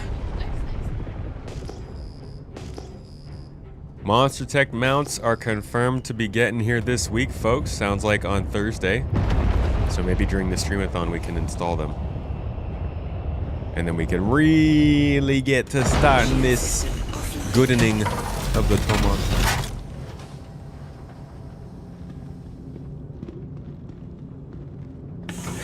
It was that dude was saying that you clickbaited and that you are better than that. Oh, you could do better. We know you can. What was the clickbait, though? Speaking of which, people keep coming in here and like asking if we're clickbaiting with the title. I'm just going to change the title of the stream because we are done going over that part.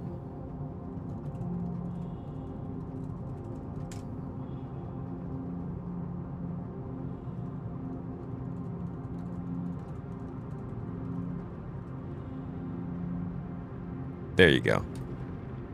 Now no mistakes can be made.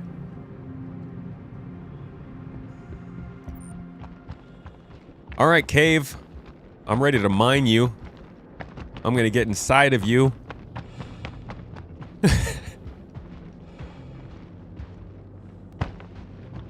Mrs. Tomato just made an exclamation from the other room.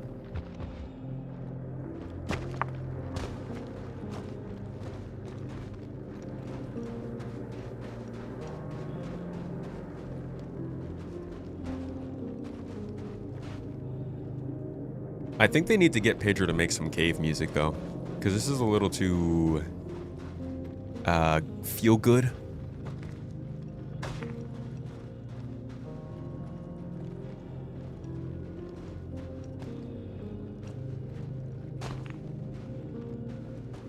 A little too feel good for... creeping through the darkness looking for some minables.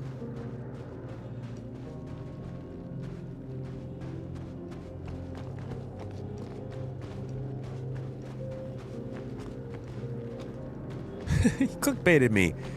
Never even read the titles. You know, sometimes I see people sort of just like go live and not really pay attention to the title and stuff. Use the same thumbnail every time on YouTube. I might just do that at some point.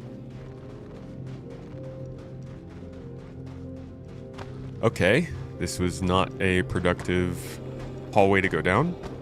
Let's try this one.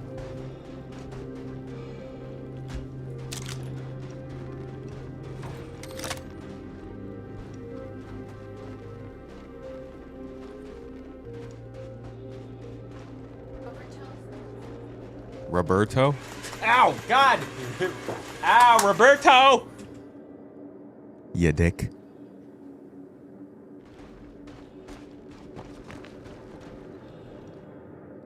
You saw Pedro's tweet about him wanting to remake Stanton music? I didn't see that. Do it, Pedro. We're not ready. Bless us. You would suggest using flares in caves to help with orientation. That is a... Ew. You just get a lollipop off the ground? Ground pop. A ground lolly. There's no minables in here. This was the wrong cave to go to. It's like the anti-mining cave. It's like a CIG made a cave, and they were like, hey guys, we got a good mining cave here for you, and then you go there and there's no mining, and it's just a couple NPCs to shoot.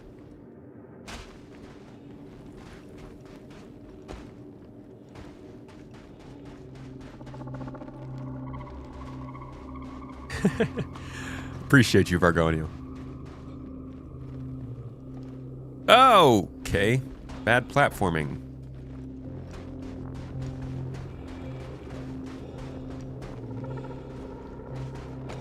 I promise I can get out of here.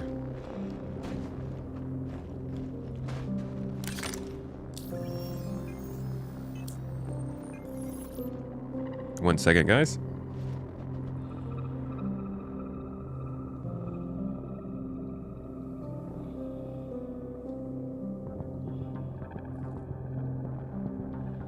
I think the folks for the internet are calling. Yeah, we're probably going to have to wrap this up because they're probably going to be here soon.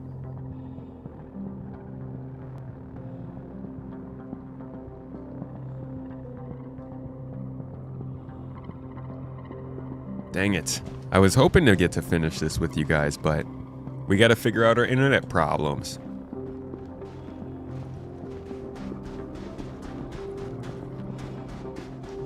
Can we at least get out of the... A pill bug!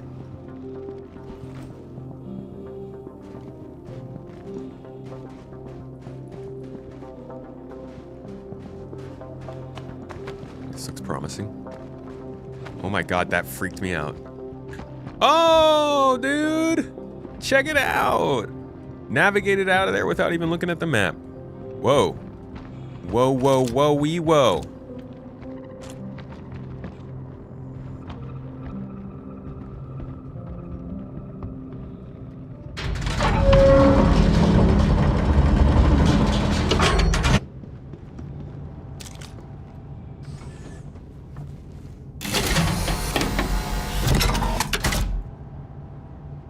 ISP tech always comes like 6 hours after the window, or like before the window even opens.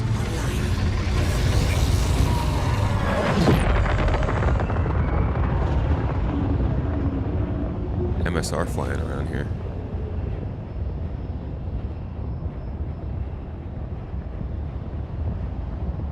Oh crap. Damn it, I'm so stupid. I forgot that our server still doesn't work. So all of... you guys don't care about that.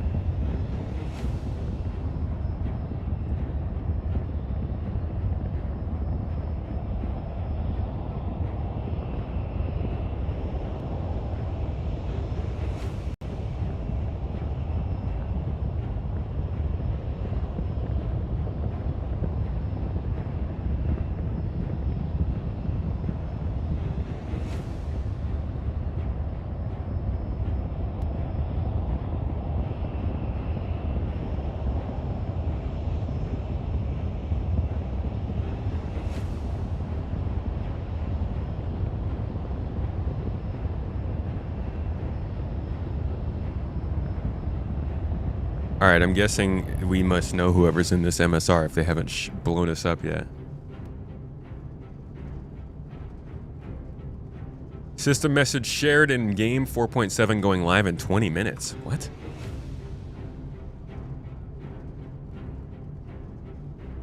That's weird. Launch complete.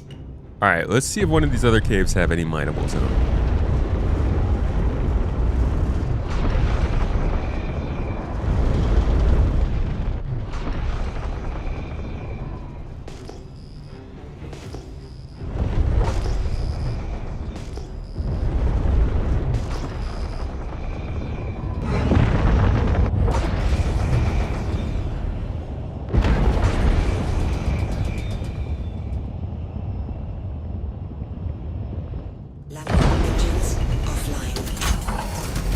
Yeah, it's supposed to be going live on Wednesday.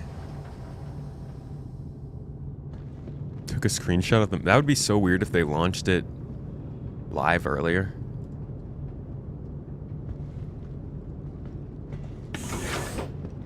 But maybe. Maybe.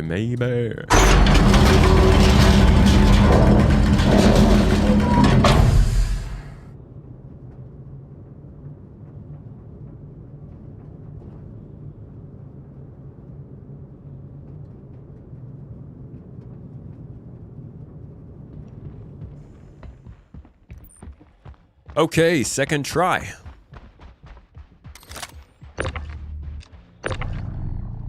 Found some wreckage out here. A little bit of casual mining. Gonna go ahead and I guess we'll take this aluminum ore home with us. I love a little loot find every once in a while. I guess somebody must have gotten attacked by a pirate out here. Unfortunate. Anything else? Oh, that one's empty. And that one's empty. How cool is it, though, that you can come out here and salvage whatever it was that was lost? We got a little bit of aluminum just from showing up. Could also mean that our ship gets blown up out here. But that's a risk I'm willing to take. Many of you may die for this cause. And that is a risk that I am willing to take.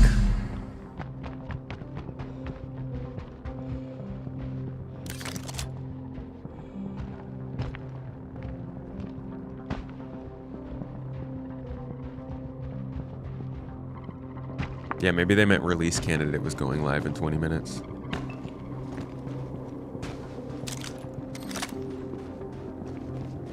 Alright, we're looking for better minables in here. Better minables. Ah! Here we go. Here we go. What is this? What is this? What is that? Huh? What is this? Put my mining laser attachment on.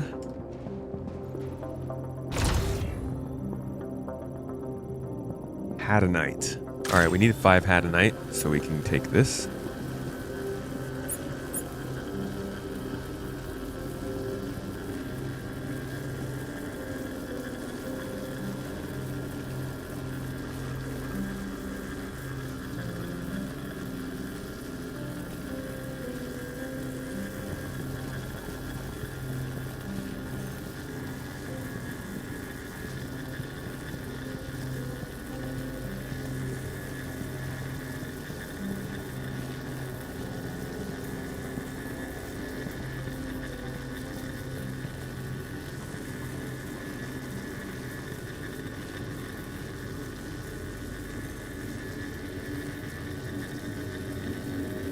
Alright, we're just gonna boost the heat here.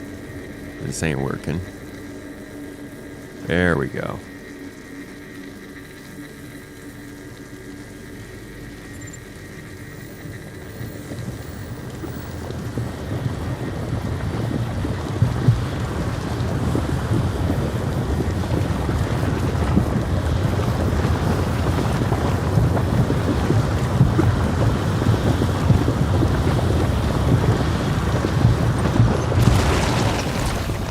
Give. Get in my backpack. Don't go away. You're mine.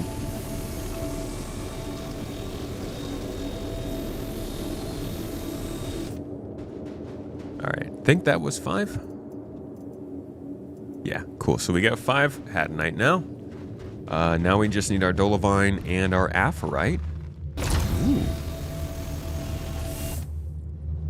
Was that more hadanite? No, that was aphrite. Nice, we just found some random aphrite on the floor. Hey, there's more! Should I be suspicious of this? I will gladly follow the trail of aphrite to my death if it means I'm going to be able to finish this mission faster. I know. That doesn't make any sense. Heyo! Wait, this is just hadanite. I don't need any more of that. Ooh, piece of hadarite. Hadarite? Honestly, hadarite actually sounds like a good name.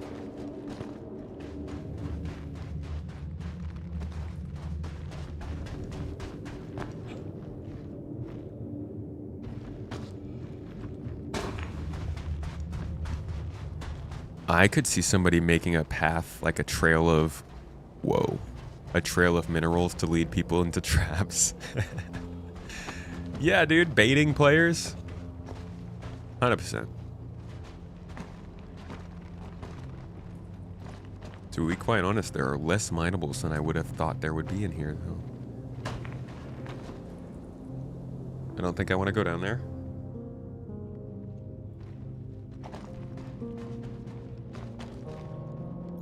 Oh, here we go. More aphrite.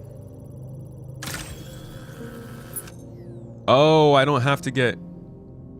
Collect and deliver one of the following. You're right. I'm very dumb for making that mistake. I did that the first time too. So we can just go and turn this in. So let's do that. Toes. My allergies are kicking my ass this year already, guys. It's bad. Still working on that lawn outside, so it's just constant weeding and planting and nose stuff.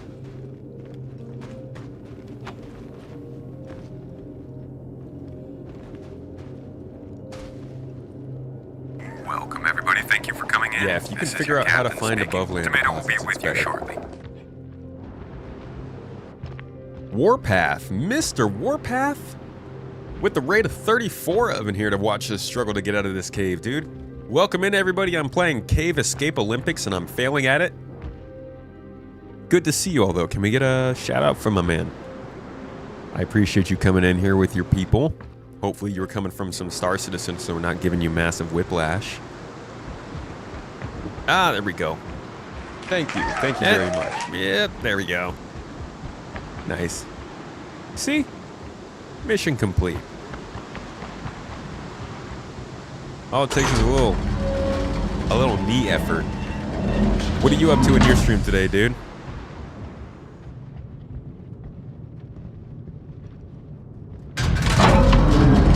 Anonymous, thank you for gifting out that sub to Warpath. Appreciate you.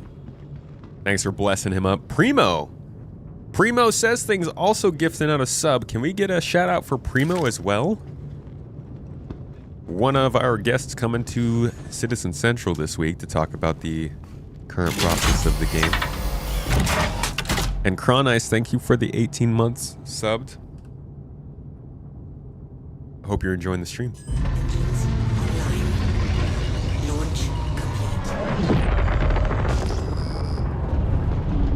Over to the outpost week. Oh, that's Ava.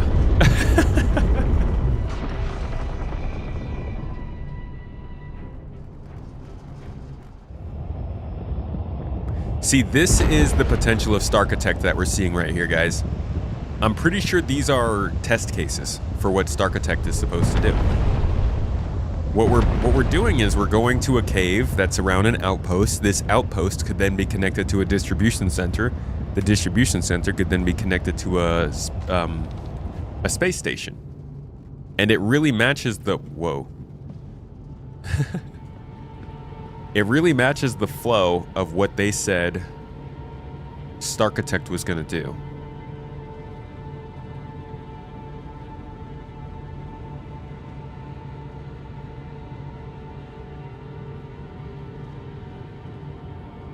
They said that they wanted to have caves around, they wanted to have caves around outposts, outposts around distribution centers, and so on and so forth. And we're actually seeing that here. They've got a bunch of caves around this outpost, which makes it easy for them to have local missions that you come to this outpost to get. And then the outpost gives you objectives to take your hover bike or your vehicle out to the local areas, just like they have in Pyro.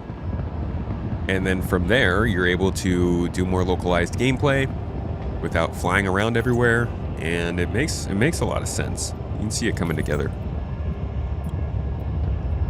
What's my favorite ship? C1 Spirit. Although I'm very excited to see what the Vulcan does.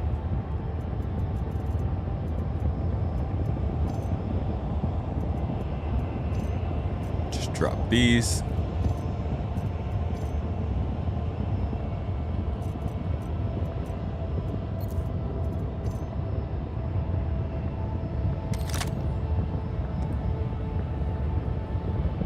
Salvage.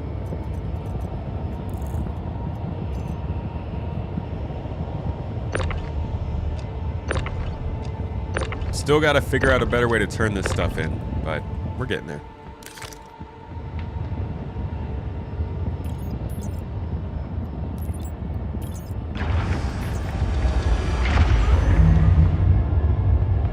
Mission complete. Let's see what we get.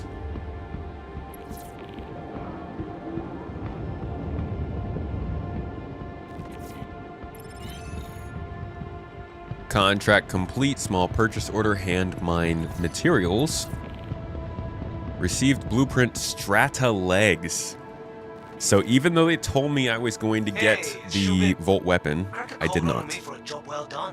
It's not a guarantee. Give a holler if it isn't. Okay? So the mission I did was it was a mining mission. Purchase order from Shubin in Stanton.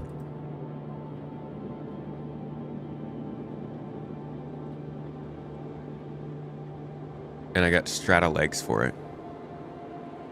So let's narrow this down to Shubin.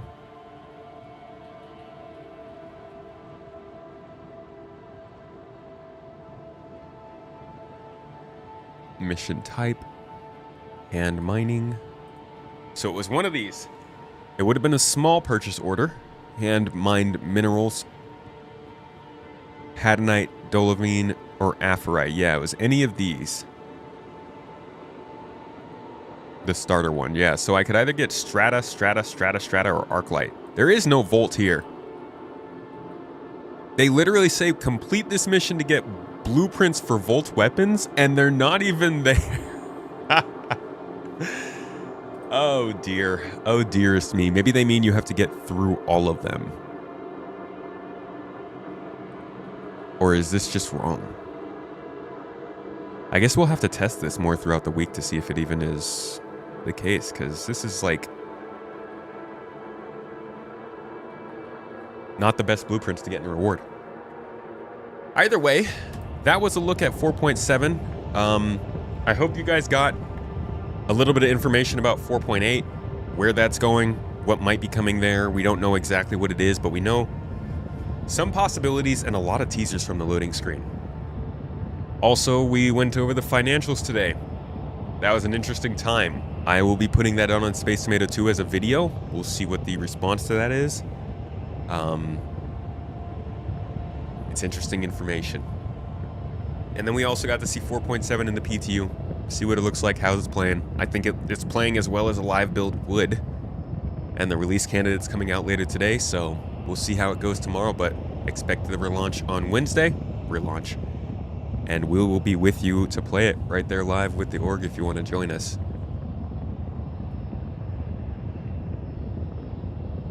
No, I don't think it's all the materials to get the BP. I think it's just maybe a little bit weird.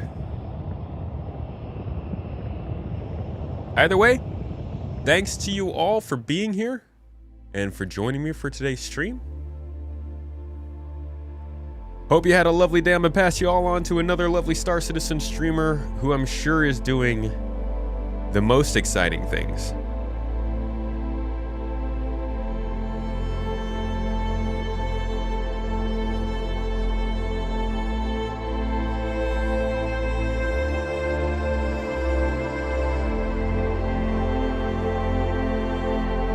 You enjoy your day.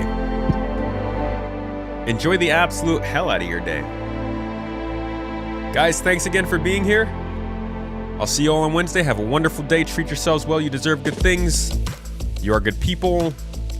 You should get to have a pretty fun day, I would say. I might not see you tomorrow, but I look forward to seeing your lovely names and faces on Wednesday. Have a great one. See you next time.